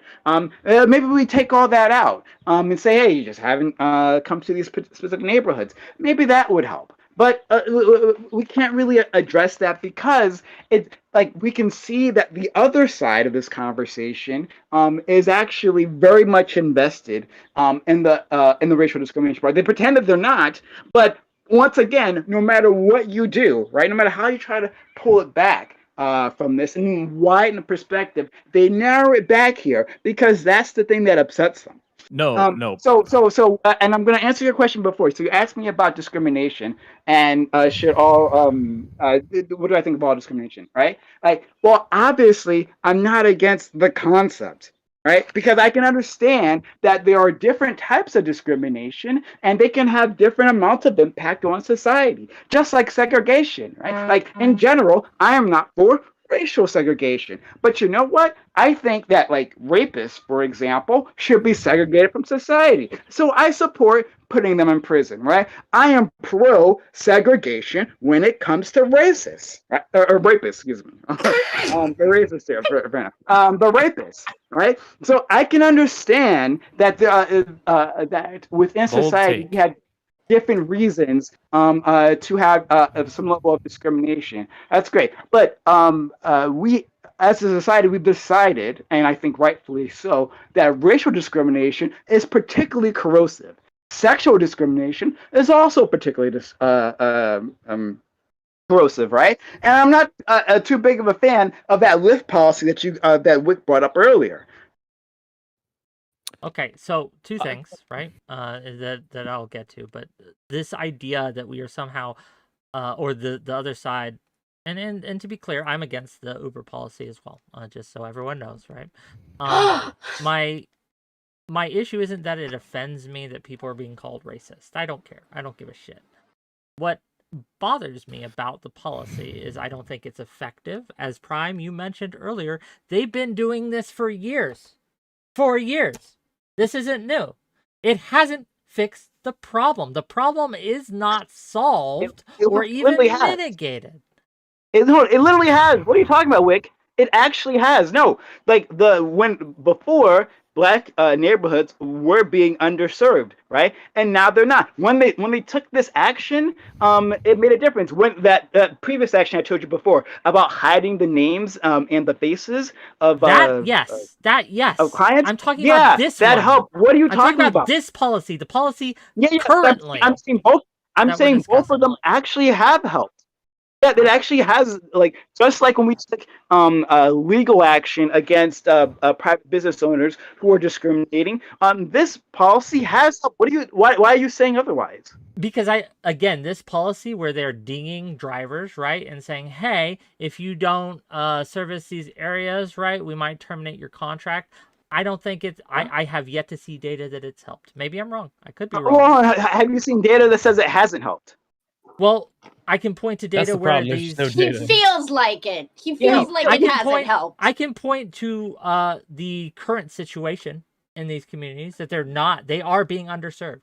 We could say hold on. What data do you have for this? Hold on. What data do you have for this? That they have. Uber, okay, let me get you before some this data. Before this policy, right? There was this issue, and that it has been mitigated. So you've seen data that says otherwise. You're just saying this. He's just saying. Let me ask you. Are these areas... I didn't think I'd have to prove that these areas are underserved. I thought it was a given. I thought we all agreed. Are these areas currently underserved? Yes or no? Specifically? I don't think we'd be here if they weren't. I think my understanding is that there has been a change, right? So I saw an article. I don't have it on me. I do apologize, but I saw an article that assessed this. Like, it was after the fact, and yeah, it was. There was an improvement when you take corrective action against these people, disciplinary action. Yeah, it works. Okay. Wait, can we try a middle ground? Can we say it worked? Potentially, it might have worked a little, but it hasn't solved the problem. Sure, you can say that. I don't know if the costs of that are worth whatever little benefit. Okay, then say that, because that's the truth. I'd have to see the exact amount of benefit, right? Like if it improved it by 100%, if it doubled the amount of people served in these communities, okay, maybe. But at the end of the day, right? Like, again, this is just giving corporations a lot more power, right? And I don't think they need that power. I don't think they should have that power. And doing it for a good cause of fixing racial discrimination is still something I'm not willing to do. I don't want to give corporations this power. It doesn't matter if it's successful or not. Wick, you want a power for companies to actively discriminate, right? So in this case, Uber is. No. Hold on, wait a minute, Why hold on. is it either or? Why is it so binary What you here? about to do. So like, would you like? So you don't like these countermeasures that are put in place, which provides Because I think there's disincentives better than for ones. discriminate, right? But okay, sure. What is the better one in this Again, case? financial incentives to the people who choose a carrot rather than a stick, rather Oh, than okay. threatening them with termination. for Walmart, Instead, if you say, Walmart- "Hey, these areas are underserved, so we're going to If give them more Walmart- money." I get you. I get you. So I ask you again: if Walmart decided tomorrow they refuse to serve black neighborhoods, right? They close down all their stores in black neighborhood. You will be for the federal government going to Walmart to congratulate you for your racism. We're going to pay you more money so you reopen those stores, right? Wait, We're going to give you some sort of financial bonus. Let me make this more analogous. You're doing the same thing you did earlier. Let me make this more analogous for you. The targets who were targeted and vandalized and stuff for having their trans-friendly clothing or gender-neutral clothing in those communities where they were vandalized, do you think it's okay for Target to shut Answer their my doors question. down? Don't answer my question. I can deal with your question afterward. Answer the question I gave you. Okay, if Walmart shuttered its doors, right, and said we're not serving this community anymore, yes, that would be a problem. Wait, But this you know is a what? terrible analogy. should This they be is given- such a but bad But analogy. what wouldn't be a problem? Hold on, because it's calm not down. Uber. It's not Uber. Hold on. It's not Uber Oh. refusing to do this, right? It's Hold the on. drivers. Yeah, So I if know an that. I employee know says, that. "I don't want to Hold work on. in the dangerous neighborhood," Quick, stop trying to dodge the question, right? So, but the point is, we have an actor, right? An actor who is actively discriminating, right? So, in that case, Walmart, should they get more money? You said it's a bad thing, but should the government pay them to reopen those stores? yeah, if the government wants a business to come No, to the no, no. neighborhood, Should they not? Don't make it passive. Do you think that the government, that it's right to pay racists, right, taking a racist action, pay them to benefit them to remunerate racial discrimination? Wick, I have to get in. No, because- no, No, don't. I will no. answer your question. If the government When you get in, pays I them- get in. If the government pays someone who is racist to do something that fixes racism, I'm okay with it. Okay, so you would rather enrich racism. So this is the brilliant liberal outcome here, right? So you would rather If it enrich fixes racism. the than problem, simply what's the say problem? That's not allowed, right? So hold on. Why don't we expand this to other discrimination, right? So like, again, I'll use fat people. I don't like fat people, right?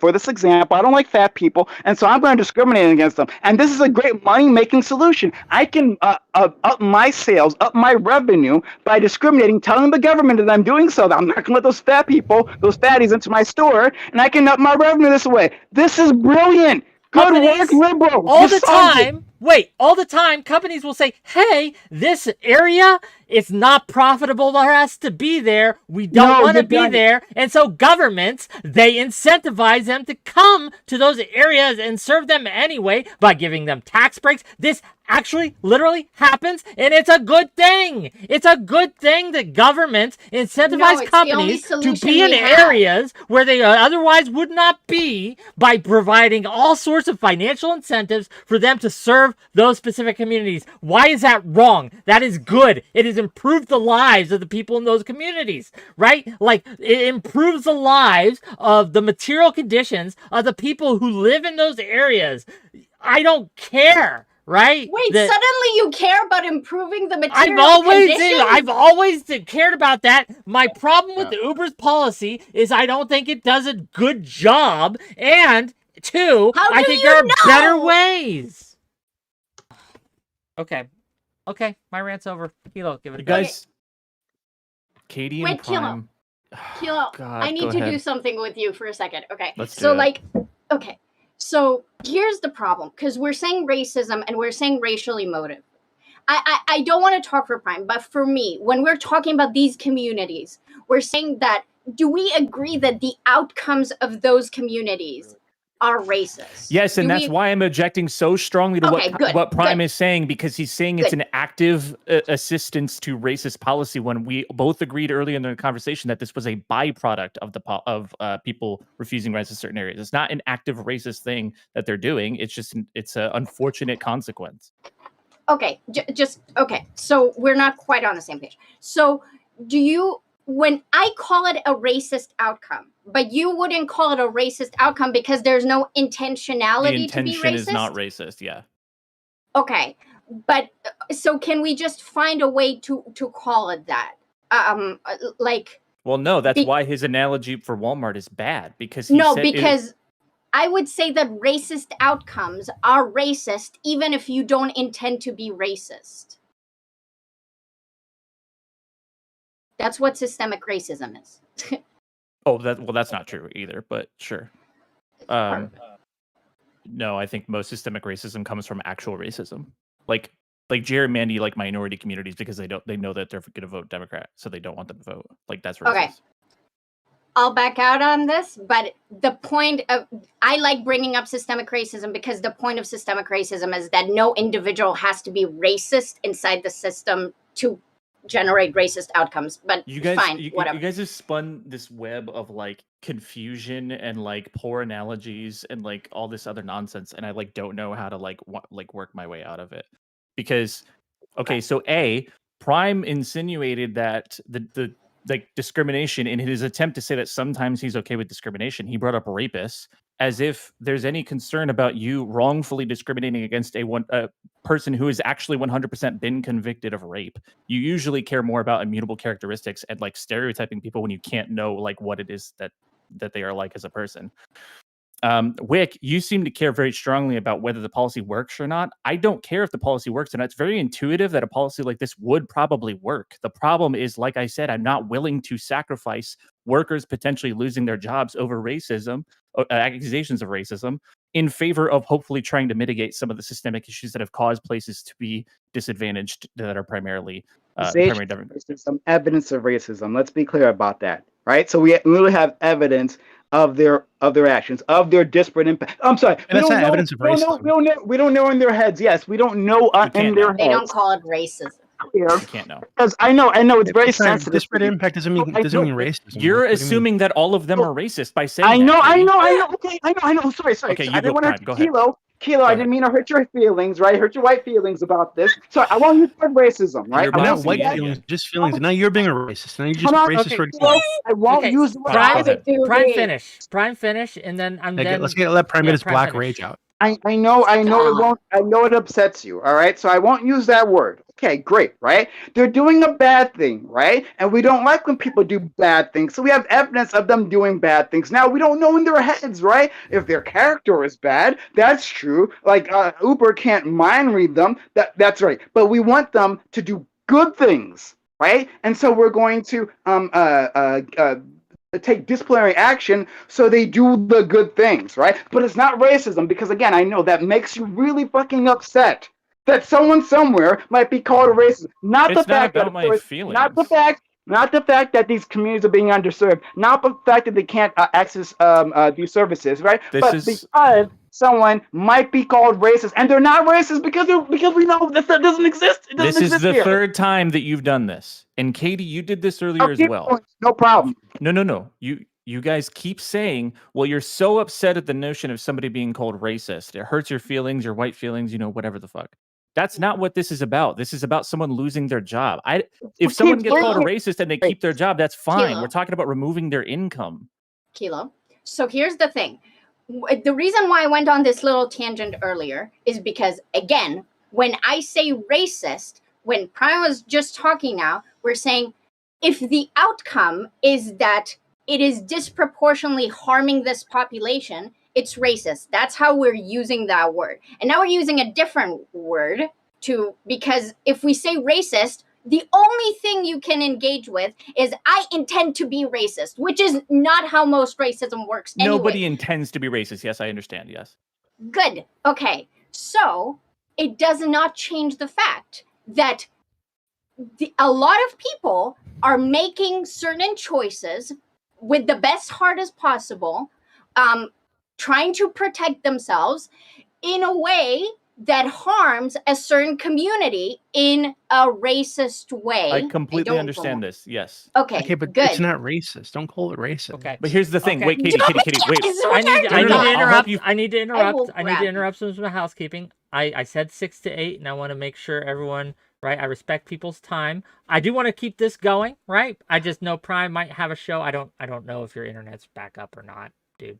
But I want to give you that space if you need to bounce, right? My internet is coming back up, like literally minutes ago. So I'm working on that right now. So we can keep going while I work on this. Okay, I just wanted to make sure that, you know, if you need to bounce, gang, you need to bounce. I get it.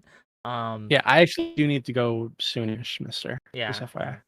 But I am going to open this up for those who can stay. Put that on the record. I do need to open this up for those who can stay. Can I finish my point? Yeah, yes, you can finish your point, but I just wanted to give everyone an out if they need an out. So if you need to go, I understand. You know, no obligation to stay. Okay, finish your point. So, Keel, the reason why I said that is because, as Prime was saying earlier, what we care about is like you're saying, I don't want anyone to lose their job. It's not about like being called racist. It's not about my feeling. I don't want people to lose their jobs because they are accused of something. And we are saying, if you are participating in an action that on aggregate creates negative outcomes, we want policy that circumvents that negative outcome. That's what we're saying. If that means that you lose your job because you're doing something that is causing racism, that is the price of the policy. I Yes. 100% understand. Yes, that is the content of this conversation. It seems, though, like we're having a hard time, or I'm having a hard time getting people to acknowledge the reasonable stance of someone not wanting to drive to really violent areas. We talked about this earlier. So I think Prime was basically saying he basically has the standard that it needs to be just a completely desolate, like war-torn Syria in order to justify like not wanting to drive there. When I think it should be entirely up to the driver. Do you think that like so like say that someone has the right as a driver for like UPS if they're like they don't want to go to those areas, do you think they still have like, because I mean even though it's not contractor, but it sounds like you're saying that like any employee, if they don't feel safe driving to a crime-ridden area or something, they shouldn't have to go there? No, I think that's the entire distinction between the two things, right? So like a UPS driver is obviously paid wages. Yeah. They have a certain number of stops they have to get to in a certain day. That's how that company works. That's why I was saying earlier, like if Uber wanted to pay its employees full-time, wages, benefits, lunch Why? breaks. Why is there discrimination? Why is Please that explain. the Contractor though? employee. Why is this the case? Why what? Why is it that you say the employee must follow these rules and the contractor isn't? What special privileges? Why do these contractors have these special privileges for discrimination? Private contractors have the right to refuse whatever work they don't want to participate in. Yes, hold on. But that doesn't mean so when they get a job, right? That is the job. And so I'm Pony, I'm cutting you off. You go ahead first. I'm sorry. Well, it's hard to hear you, That's- Pony. You need to turn yourself, take your sorry, volume, yeah. crank it. There you go. Okay. Yeah. Is this better? Yes. All right, so- yes. Yeah. All right. So I'm just saying that there it feels like there's no like, what's the real distinction between being like an employee and having to follow like those guidelines, and then like at the end of the day, like it is the employer's right to like, if you can't do these jobs, why would they keep giving you them? Like especially if that's like high amount of them, Yes. like if like they're getting contracted out. and Contractor you live rights. there. No one is refuting the idea that because Uber has this policy in place, like drivers should willingly go against it, or like no one's asserting that idea, I should say. Yeah. Like they have the policy. You technically are contracted by the company. You have to follow it, right? Like I'm not denying that. You said it's a reasonable concept for someone not to want to go to a high crime area, and you just want us to acknowledge that. But it seems like I want you to acknowledge that that's reasonable, right? Is that not reasonable? Okay, and That I is would reasonable. be willing. I would be willing to do that if you tell me why it's okay for companies to force their employees into dangerous situations, but not contractors. It seems like you don't actually care about people being forced into dangerous situations. No, I do care about that. That's not what we're talking about. I think you're just fundamentally misunderstanding what a gig worker and independent contractor is versus employee. I am I so think that's the close issue. to showing you that I get it. To go for it. So You had it like an seems that- hour. Shut the fuck up, Doobie. So it seems that genuinely the thing that interests you is like contractor rights, which I said an hour ago, you literally care more about that than fixing, as you said, systemic issues like of discrimination. And that's I wouldn't where even we say just that, disagree. but okay. I care a lot about systemic racism and discrimination. I just think that this is a poor this bastion of like combating racism is such an unfair dichotomy to the workers that are involved. That's what I care about. The contractors, yeah. Yeah, that's fine. Semantic. But like we're like the fact that I said this at the beginning of the conversation, the fact that the social responsibility for Uber has fallen on the heads of the people who are actually working instead of like the company itself or whatever, which I don't even think there's necessarily That's anything what that being Uber a should have to do, contractor but is. You can't be both upholding a contractor. social responsibility to No. combat racism. You can't both say the company needs to do X, Y, and Z to protect the workers while also being a contractor. Being a contractor in any other context is a pretty shitty. I don't know what type of rights you know what? Maybe I'm uneducated. Being a contractor worker where I come from is a bad deal for a worker. I don't actually care that much about the distinction between those two things. Like, obviously, we all seem to understand what the difference is. I don't think it's like super relevant to the conversation. What two things? Employee and contractor? Yeah. That is the entire distinction of your point. I don't. You did say necessarily earlier that you agree. would be okay with an employee enforcing its employer to do this, but you're I not think okay that with an employee forcing a contractor the whole to do this. the whole You did point say of that. being the whole point of being a private contractor is to be able to determine when and how often and all that kind of stuff that you work. And this, But kind not of is, who you don't get to serve under the no, private you can do contract that. that you enter. You can do that too. Typically, like if you're like a Typically. yeah, if you're a freelance photographer or something like that, you do like wedding photos. You don't have to like do anything for anyone at any time. You're literally a private, like, you know, people sign a contract for you to take so many photos or whatever. You can refuse Yeah, working but with that's anyone not that you want to. working through a company. This is Yeah, different. this Like is it- why the distinction doesn't matter to me. I don't care. Like this, I don't feel like it's relevant to what we're talking about. It is, because if you work in a photography company that employs contractors and the company isn't okay with you taking nudes of the people who contract you, you are still, because you're signed with the company to get you those deals, you cannot take nudes of the people. Yeah, that's correct. And in the case of Uber with this policy, their drivers are going to be required to accept rides to certain impoverished areas of town. That's absolutely correct. That is how it works. I don't think that Yes. the policy should exist. That's the problem. Yes. Okay, beautiful. Okay, I'm gonna open it up a little bit. Some people want in, and we're circling the wagons. I understand. No, people I have need go. to. I actually need to get going. But thank you for having me, Mr. Wick. Juby, always Thank a you pleasure. everybody for being here. Katie, I love you. I'm sorry you hate Palestinians. We'll talk to you Fuck later. you. Okay. Fuck you. Bye-bye. Fuck you. All right, thank you. Yeah. Lovely Thank you guy. for coming. Where can people find you? If you want to tell people where they can find you. Twitter.com/PonyDingo, Twitch.tv/PonyDingo, and Kick.com/PonyDingo. Thank you. Oh, thanks for Y'all have a being good one. Have a great day. Izzy, you staying with us or you got to go? I want to stick. I would love to stick around. It's just that I know that my audio issues are making it really difficult for me to contribute anything. I don't want It's to, good. just sit up and soak. Yeah, I If you understand. keep it short, if you keep your sentences short and then we like take breaks, like at the beginning it's fine and then it like deteriorates over time. Yeah, no, It's up to you. I'm cool with sticking around. Okay, for sure. we'll keep you around. But we'll open it up and Yes. I'll bring in some more people who've been yelling at me, screaming at me, begging me to get on this thing. So Oh yeah. Okay. Fun.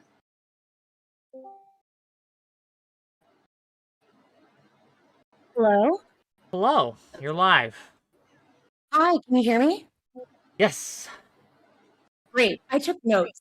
All right. When you talk about not valuing contractors and contractors trying to keep themselves safe, you are also endangering any legalized sex workers because you are stating in a manner that if they do not service an underserved part of any community, that they would be forced to go there contractually and try and work those areas, which I think we both agree would be inappropriate. Also, how do you differentiate between those two? You can't have rules in which, yes, Men are all responsible. Also, women rape too. It is inappropriate and disrespectful to male survivors of sexual assault to pretend that only one half of this race is dangerous to another. Male Oh, you're sexual yelling assault at me. Okay. reported. There are already things that people have problems we're talking about, and like we don't need to do that by villainizing one half of the population. Most men don't rape. Most men hate those rapists. They are on our side and working for us. It would be silly to think Ooh. other. Also, how do you enforce this exactly? And would it be all right for a BIPOC driver to not go to white areas because those are areas in which they would feel they would be most likely to get swatted or have the cops called on them or something else inappropriate, or to not go and pick up people at officers' houses? So I'm gonna answer this because I gotta leave soon. Yeah. And Uh-huh. sorry. Did you say something? Okay. So I'll try to answer this because I have to leave soon. So two things, I guess. If a person of color didn't want to go to those white neighborhoods where it is actually quite dangerous, like I said before, I want to avoid the white neighborhoods. Then they should also be fired or a judicial act. Countermeasures should be taken against them. And if they don't comply, then they should be fired, obviously. And then the sex worker thing is ridiculous because we've been making this distinction. This distinction was just made actually between the individual and those working within a company. So when we're talking about one person, we can't tell a person that they have to have sex with another individual, right? We as a society have understood that. However, what we can say is that if you create a company, a collective, and that collective doesn't open their services to the public, is discriminatory, then that company should have action taken against it or should be disillusioned, right? The only thing the government is ever meant to guarantee is that you have a bare minimum of service to you in your area. If these weren't contractual workers, if they were in fact taxi drivers or members of the public transportation system, I would absolutely be on your side 1,000%. I cannot support the idea of forcing workers to go into areas they may feel unsafe. It is also a driver's prerogative to choose what areas they want to be in. Oakland in Pittsburgh is the largest area where it is the most it is one of the poorest, but it is also where Carnegie Mellon University, which has 30,000 international students, and University of Pittsburgh are located. If I was an Uber driver, you bet your sweet ass I would either be there every Saturday and Sunday or never, because it's either going to be super hectic and I'm really likely to get it's just going to be not fun, or you're going to make bank, maybe. But I have a right to choose that. Yeah, and you have a right not to work for the company. So I again, you did exactly what Kilo did and made the distinction. Oh, for the city, they have to go, right? But for some reason, contractors are some magical people who don't have to follow the law. Once again, they are magical people. Yes, they specifically get to choose whom they do or do not work with. So answering your previous question, and so I would say if there was a brothel, and this is like a problem, I guess, maybe in Canada or something, because they have legal brothels there.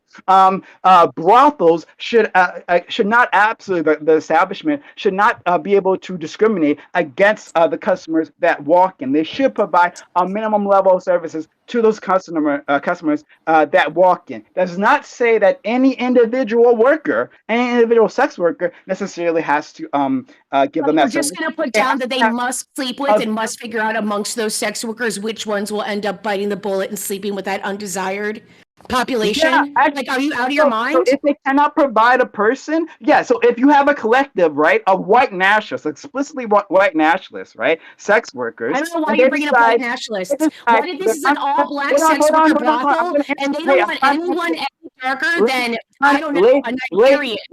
Lady, I'm trying to answer your question, right? So if it was collective of white nationalists in a brothel, then that and they refuse to service minorities, then that brothel should be disillusioned. Absolutely, right? That should be ended. Disillusion doesn't make sense. Do you mean disbarred or to have its license taken away? I'm saying, I'm saying that it should be, exactly that, Okay, Why is it wonderful. different? And why is it all right for sex workers to discriminate, but Uber drivers not to? Why is that all right? No, hold on. I'm saying that the company should provide the services as long as the services are provided. That's the problem that you're thinking about. Within Again, the they are individual contractors. So within yes, they are operating underneath the umbrella of Uber, but Uber is under no obligation to enforce its independent drivers when, again, there's no contractual relationship other than I'm going to be scheduled through your app. They are not hired. They are not salaried. They are not offered health care or health employee doesn't make a benefits. difference. They're offered none of those I things. don't give a fuck. I don't give a fuck if they're not hired. Well, I don't that give is a clear fuck to if they're me. not That also salaried. tells me I that don't you're give not a making fuck great about any of constitutional that. I don't arguments give that are a shit sustainable. about that. That's great. Don't give a fuck. Any which way, the point is to make sure those underserved communities are indeed served. And so we can understand that there is a different level of intrusion on a person when you're talking about sleeping with them, right? Having them inside of your body rather than inside your car. You can try to make those things the same Inside thing, my car but may they're be no not. different than inside my body. I could absolutely make that analogy. If there is an establishment, that establishment should have responsibility to make sure that they do provide services. So whatever they got to do, right? Hire other people. One person doesn't want to have sex with disabled people for whatever reason. Okay, I'm not going to force them to, but they should have other people on staff that would force. That would. You're forced to do that. Prime, this is how your thing would absolutely get worked. All right, you would either have the youngest sex workers, the ugliest ones, or the oldest ones being forced to do the quote unquote undesirable jobs. Do you not see that could also allow for racial discrimination to happen? Anyway, so once again, you're living in this overall broad fantasy world where most people don't want money, right?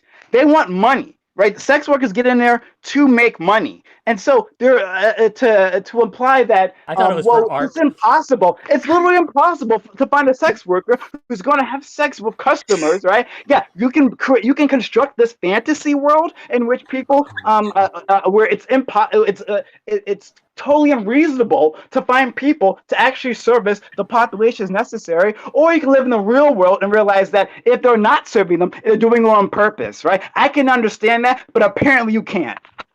You're going to force these sex workers to service intellectually disabled people? How dare what? you? Why should the dumbest intellectually motherfucker. disabled people have sex? How dare you? Why would The you dumbest ever let motherfuckers. Yeah, I will. Yes, I will.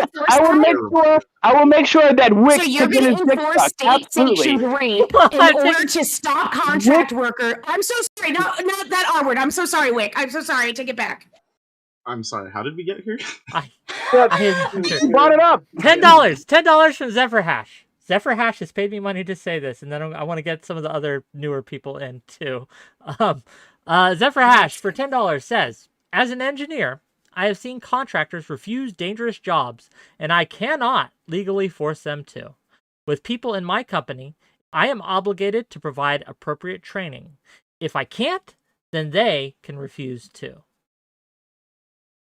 Yeah, that was the point I wanted to make, is that it's not, we want these communities to be served. We just don't want Uber or Lyft to force their contractors, they should have no power to force them to do this shit, to force them to work as basically employees when they don't get the benefits or anything that employees get. Then make them employees. I want them to be employees. Make them employees. Yeah. I'm for that. You don't Uber want to should be be hiring employees. Yeah, well, that's what they want to be employees. They're fine with none of these do want to benefits. be employees. They also There was don't want the literally a fight to make them responsibilities employees. of an There was employee. literally a fight to make them employees. There's a movement among the Uber drivers They don't to want make to them have the employees. not And just the Uber benefits is of the fighting employees. against They don't it, want the right? responsibilities of the employee. If you don't want the responsibility of doing the basic action of not contributing to So let racist me give you an outcomes, example.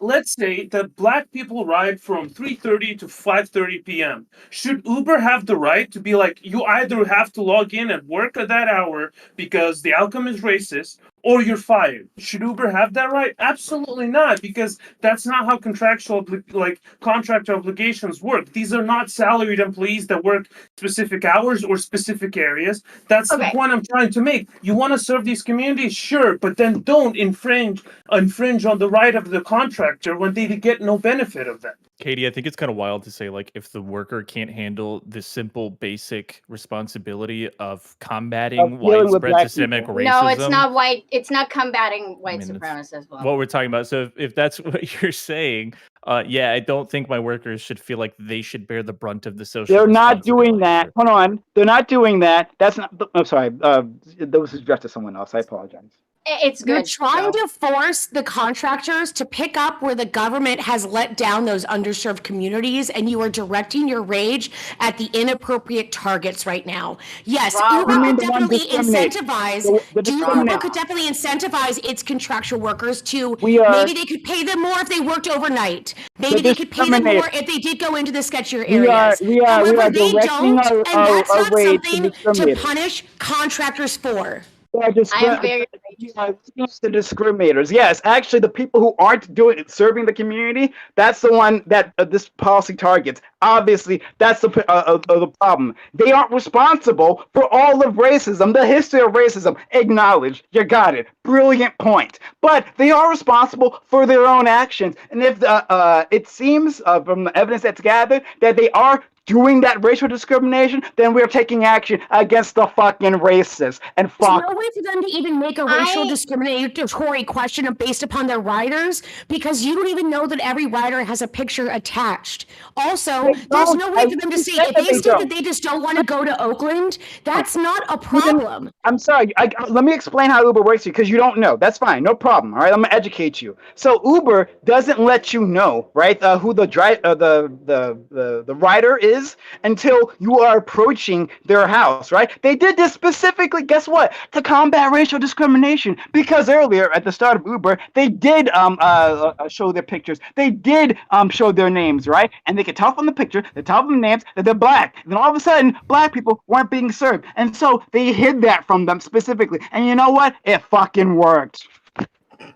Yeah, but there's a difference from that. Like, sure, that's one of the things that Uber can and should do. But there's a difference. So, like, no, you have to go in these areas where you're gonna probably make less money, and you're probably gonna incur some hazard. Why? Black people? If black people are dangerous, they could be dangerous when they force you to get into that car with that guy. No, it's not about who you're picking up. It's where you're picking them up. I don't care if it's white or black or whomever or Latino or whomever. If that area is known to be dangerous, you then you make your profit and risk analysis. And you're like, well, it's not profitable for me to be doing business in that area. I should not be like. We can't like say, oh, why is a Lamborghini not opening up their stores in Oakland or whatever the fuck. The point is that like you have to make like these are analyses that independent contractors are allowed to make for themselves, and Uber shouldn't have the right to force them to do this shit. Okay, the reason why we're saying that independent contractors are allowed to make these decisions is because we are specifically taking into gravity the fact that there are real risk and concerns. If it was imaginary risks like, oh, the Uber drivers are scared that like angels are going to fall off the sky of their car, we're going to say, no, dude, that's ridiculous. Do your fucking job. But we are taking into account that there are high risk areas. Right? So we are acknowledging that reality, and that creates, so now we either care about the fact that we force people to do dangerous things all the time under the incentive of money and termination, casualties, or we want to say, well, contractors get to have it both ways. They get to have none of responsibility and still operate in a way that causes racist outcomes. And I get to do that expressly by it being a contractual position. Yes, they are the chosen people. Me and Prime saying bad actually. Well, hey, $5. By your logic, just real quick, $5 from 𝕍𝖎 to say this. What if the Uber driver feels that going outside of a region hurts their wallet, is not worth traveling to, but the company is mistaking it for racism? So to elaborate on this, and this is my words, like Prime, you keep saying there's evidence, there's evidence, there's evidence. And I think that Word is doing a lot of heavy lifting because there's evidence that is compelling, and then there's just evidence that might point to it, but it's not very super compelling. And I do not think simply continually refusing to work in a certain location is compelling evidence for racism. It's just not convincing to me. I don't care. But Wick, we've been doing this for 2 hours, right? Over 2 hours. You know I don't give a shit, right? I don't care what the reason is, right? They can be deeply anti-racist, right? 𝕾𝖍𝖎 seems to be saying that, like that he himself is deeply anti-racist. Good, The right? least racist person ever. But if I 𝕾𝖍𝖎 didn't makes say it, oh, okay. So you're pro racism. Good. most- So anyway, No, whatever, no, we're moving go forward. ahead. Whatever, we're moving forward. But anyway, but if it, I don't care if they're the greatest leftists, right? I care about the impact of their actions. They're not serving these communities. That's the problem. Who cares? And again, this is it's so telling. It's so telling where your outrage is, right? But you called them a racist. The only reason I'm bringing this up is because your argument. Well, your argument was that no, it's not the center of my argument. Once it's again, not the Wick, center, come but on. it's the argument you made that there's evidence that Uber has evidence that these people are racist, and yeah, we should punish no. racists. We can go. This is recorded, Oh dude. my God. You can go look Oh my at God. it. Wick. It doesn't matter because you're a fucking liberal, right? And so this is what it is. You're looking at things through an individualist lens, right? Rather than a systemic lens. I'm looking at through the lens of systemic impact, of systemic racism. And so it doesn't matter if all Wicks, because I know Wick's a good guy, right? But if all Wicks were retarded, there was nothing but Wicks driving for Wicks. Uber, right? And It's a Wick world. You're Yeah. using systemic racism inappropriately and disparate impact inappropriately. This would not pass muster for any constitutional review. Hold on. Strict Calm down. scrutiny or I'm otherwise. talking to Wick. Talking I to Wick. don't need you to tell me to calm down. Whatever. I'm perfectly calm, Shut up, and you shut don't up need for to a try sec. and come at me like Shut that. up for a second. So look, Wick, even if you were avoiding my neighborhood because you didn't like the color of the houses, right? That would be a problem. And I would before But it taking wouldn't. action It's against actually, it wouldn't be a fucking problem. Oh my God. You Okay. can literally do like I want to that's give the space. thing Stop. I want to give space to B because I wanted to hear her point. B in the trap. Go ahead. First off, this may have a very sexual disparate impact as well, because what if Uber decides, yes, you know what, we won't send women to these very underserved communities, we'll only send male drivers. That's not fair either. That doesn't necessarily ask for or cause any of those things to be good. Also, when you come at this thing and you state, oh, strict scrutiny and disparate impact, you're using buzzwords inappropriately, and I don't think that's correct. You are trying to apply constitutional standards to something that it does not apply to, because again, this is a private service being offered. These are not these are contractual employees, right? They're at will. Yes, if you were hired and you had a route and you agreed to that route and then you were like, I don't like this and you want to leave, get out. Of course you should leave. But trying to limit the contractor's choices in this case is unconscionable. I'm aware that you're a lawyer, right? And that where you're looking at this strictly through a lawyer lens. One, I didn't use the word strict scrutiny, not the entire time, right? But I did use disparate impact. Disparate impact, I'm sure, has a very specific legal sense, but I'm not using it in that very specific legal sense. I'm looking at it as the overall impact that we see within society. So, like, if it's a racial impact from a variety of actions, right, collective actions, that's what I'm talking about. Now, that might not meet the legal definition. I can't contest you on that. You're the lawyer here, not me. But that's not the way I was using that. Lactoid. Hey, Lactoid. Lactoid, this may be the one time you and I are on the same side. Maybe. I want to give space first to, I'm sorry, what's your name? Discord's doing this weird thing, right? Brett. Acreal. Zachreel.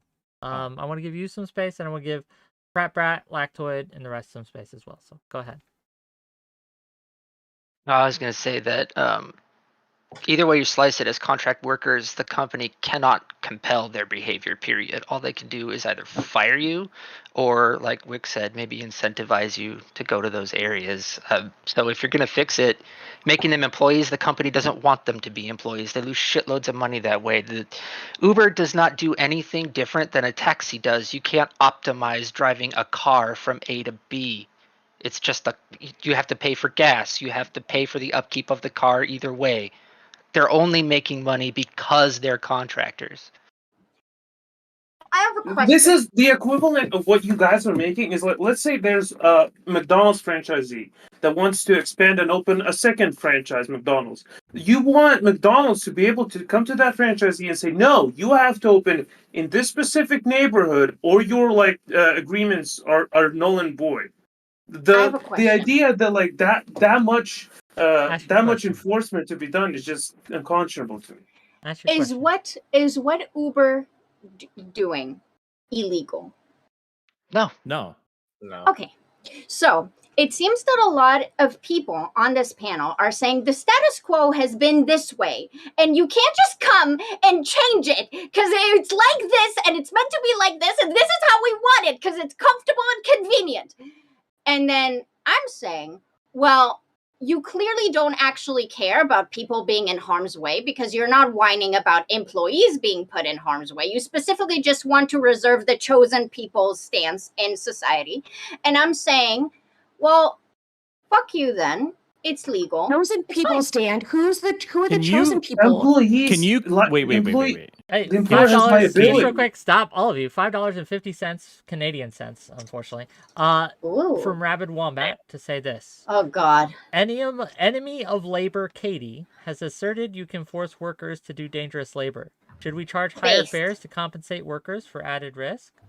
I want to give space to Lactoid because he just got on here to answer Katie's question.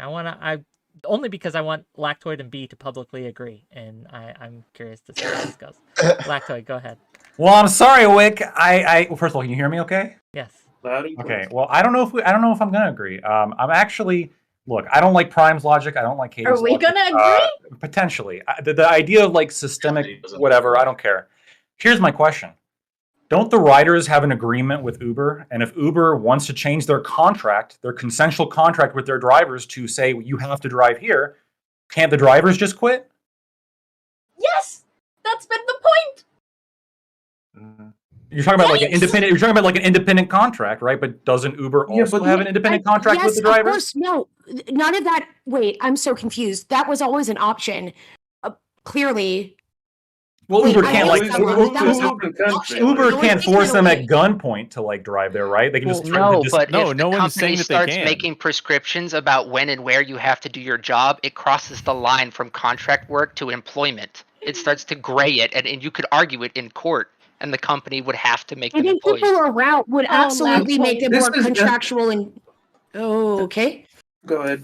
If the terms of the contract were you need to have service like XYZ area, and that was a consensual contract that was signed between Uber and the company, it would be similar to like I tell a roofer, hey, I'll sign a contract with you to do my roof, but I need you to do it this way.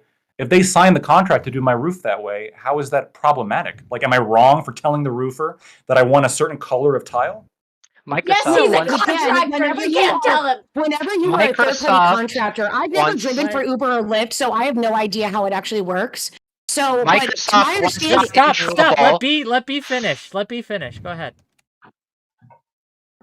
when it comes to those things and you are trying to do driving, I can choose to drive within 5 miles of the downtown area if I so chose and just do do depots from South Side to the universities because they're drunk college kids and I just want to do those. I'm not sure how you would get or enforce people to only cover certain areas. It's not like they're waitresses or waiters and you assign them certain tables in a restaurant. So I have no idea how you would enforce that.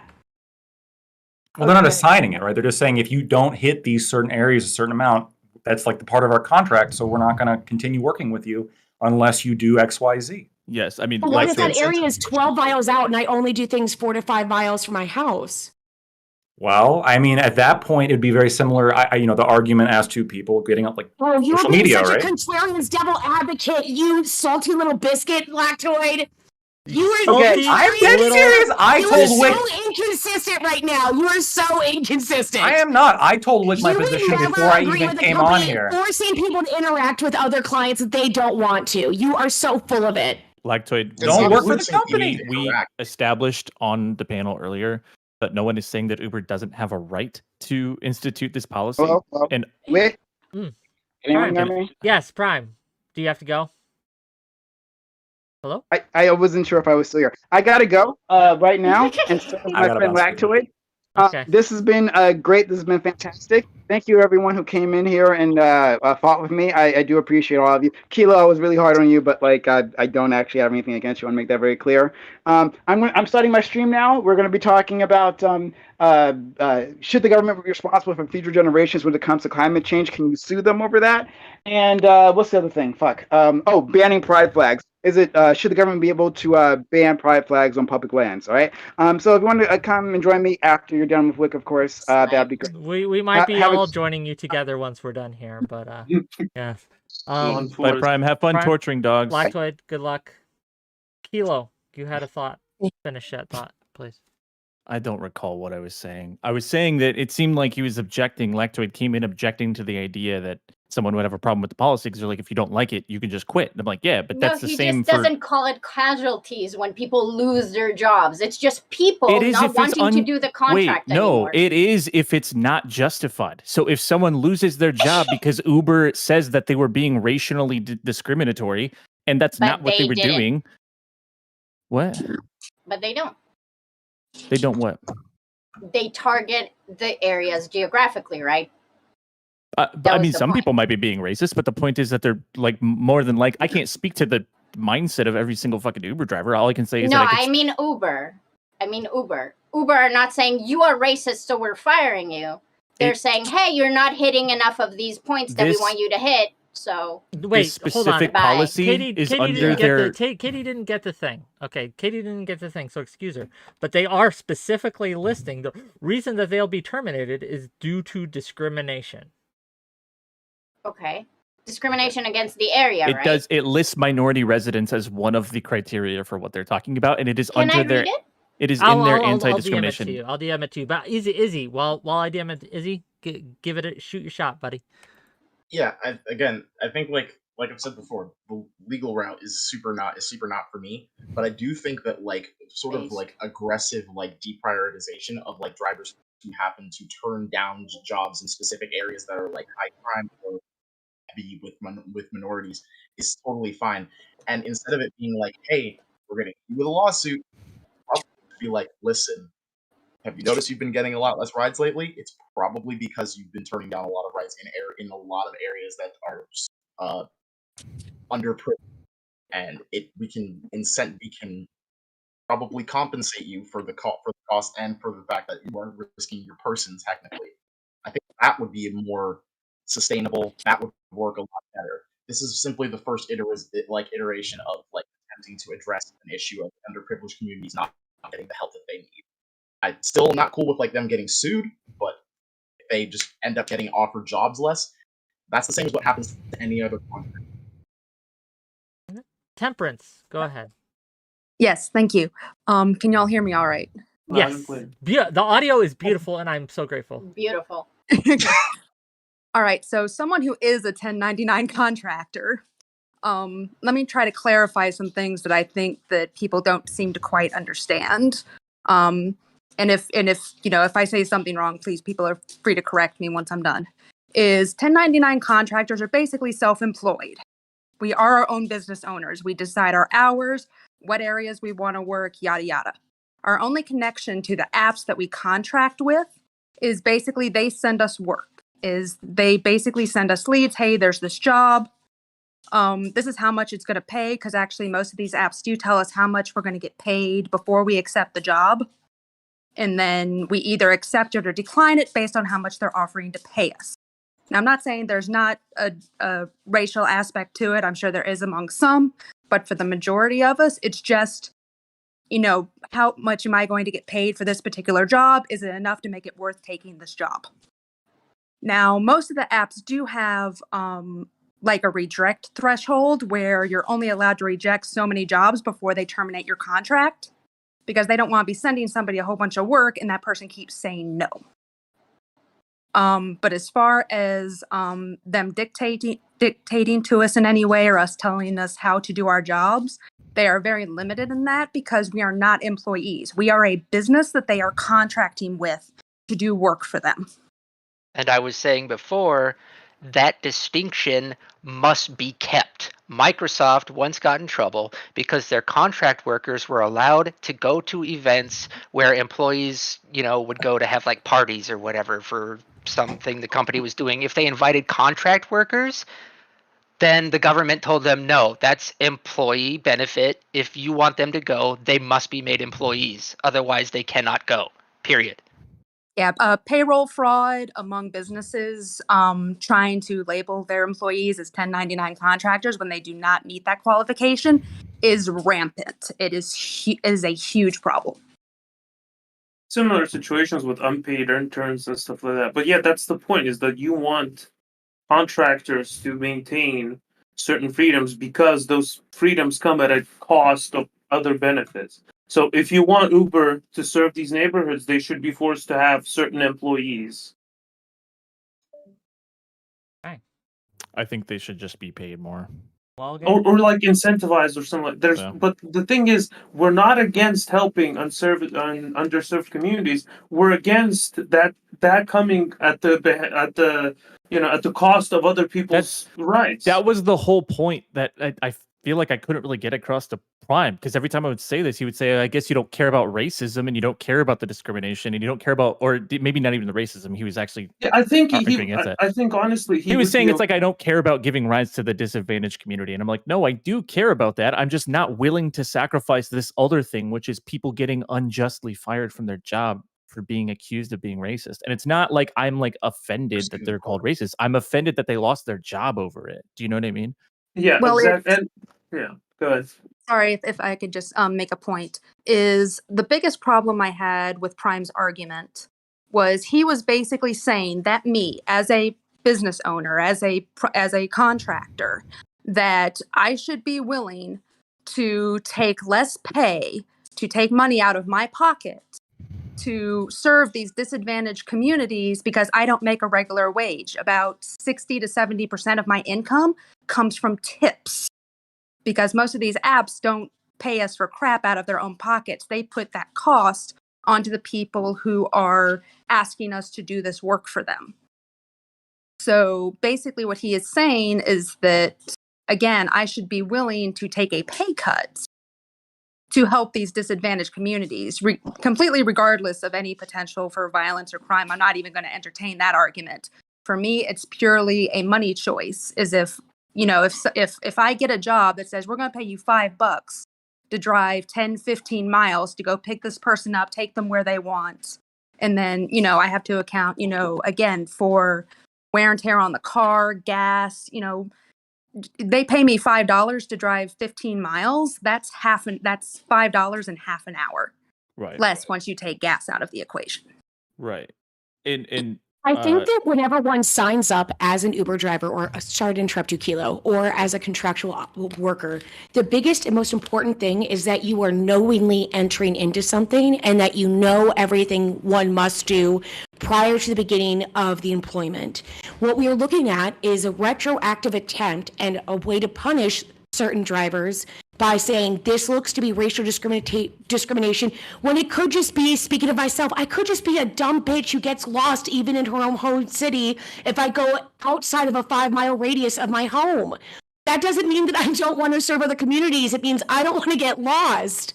So I think they added a attempt. Again, I'm usually never against a place doing its best to attempt or try to fix discriminatory efforts. I really wish that they at least said, all right, it looks like you're underserving these areas. Can you explain? Can you provide a valid, reason or something? Or you must make pickups in these areas? I don't know. But again, punishing independent contractors for the lack of transport in that area, which is a public works and government problem, is not it. Okay. The Yeah, so math does someone not Okay, math. before we go on, I have to mix my money, gang. $5 from 𝕍𝖎. I'm sorry, Lactoid's not here anymore, but I'll ask the question anyway. If the method you want to get roofing done puts a roofer in danger, then yes, they can refuse. How danger is measured is up for debate. $5 from the trip to say this: the less people sign on, less Uber loses money, etc., etc. What should be the change? That reasonably works. That keeps Uber up and the users happy. And I guess that's the question, right? Gang, it's been a wild ride. We've had a wonderful discussion. It's been beautiful. I've loved every minute of it. And if you have liked this discussion, or even if you you hated it but you were entertained anyway, like the channel if you're watching on YouTube. Subscribe. It really helps me out. If you're on Twitch or Kick, follow me. Send me subs, send me bits. Financially, you know, I gotta keep the lights on, right? I want to continue servicing this community, right? But in order to continue servicing this community, I need you to give me money because I gotta eat at the end of the day. So yeah, please do that. That would be great. That would be super helpful. For now, though, we are going to end the panel. Wick, real quick, can I just do like a quick PSA? That Very this is quick, literally very like for brief. safety. Very. Cheers, I didn't guys. kick her. It's very brief. Okay. Yes. Very brief. Go ahead.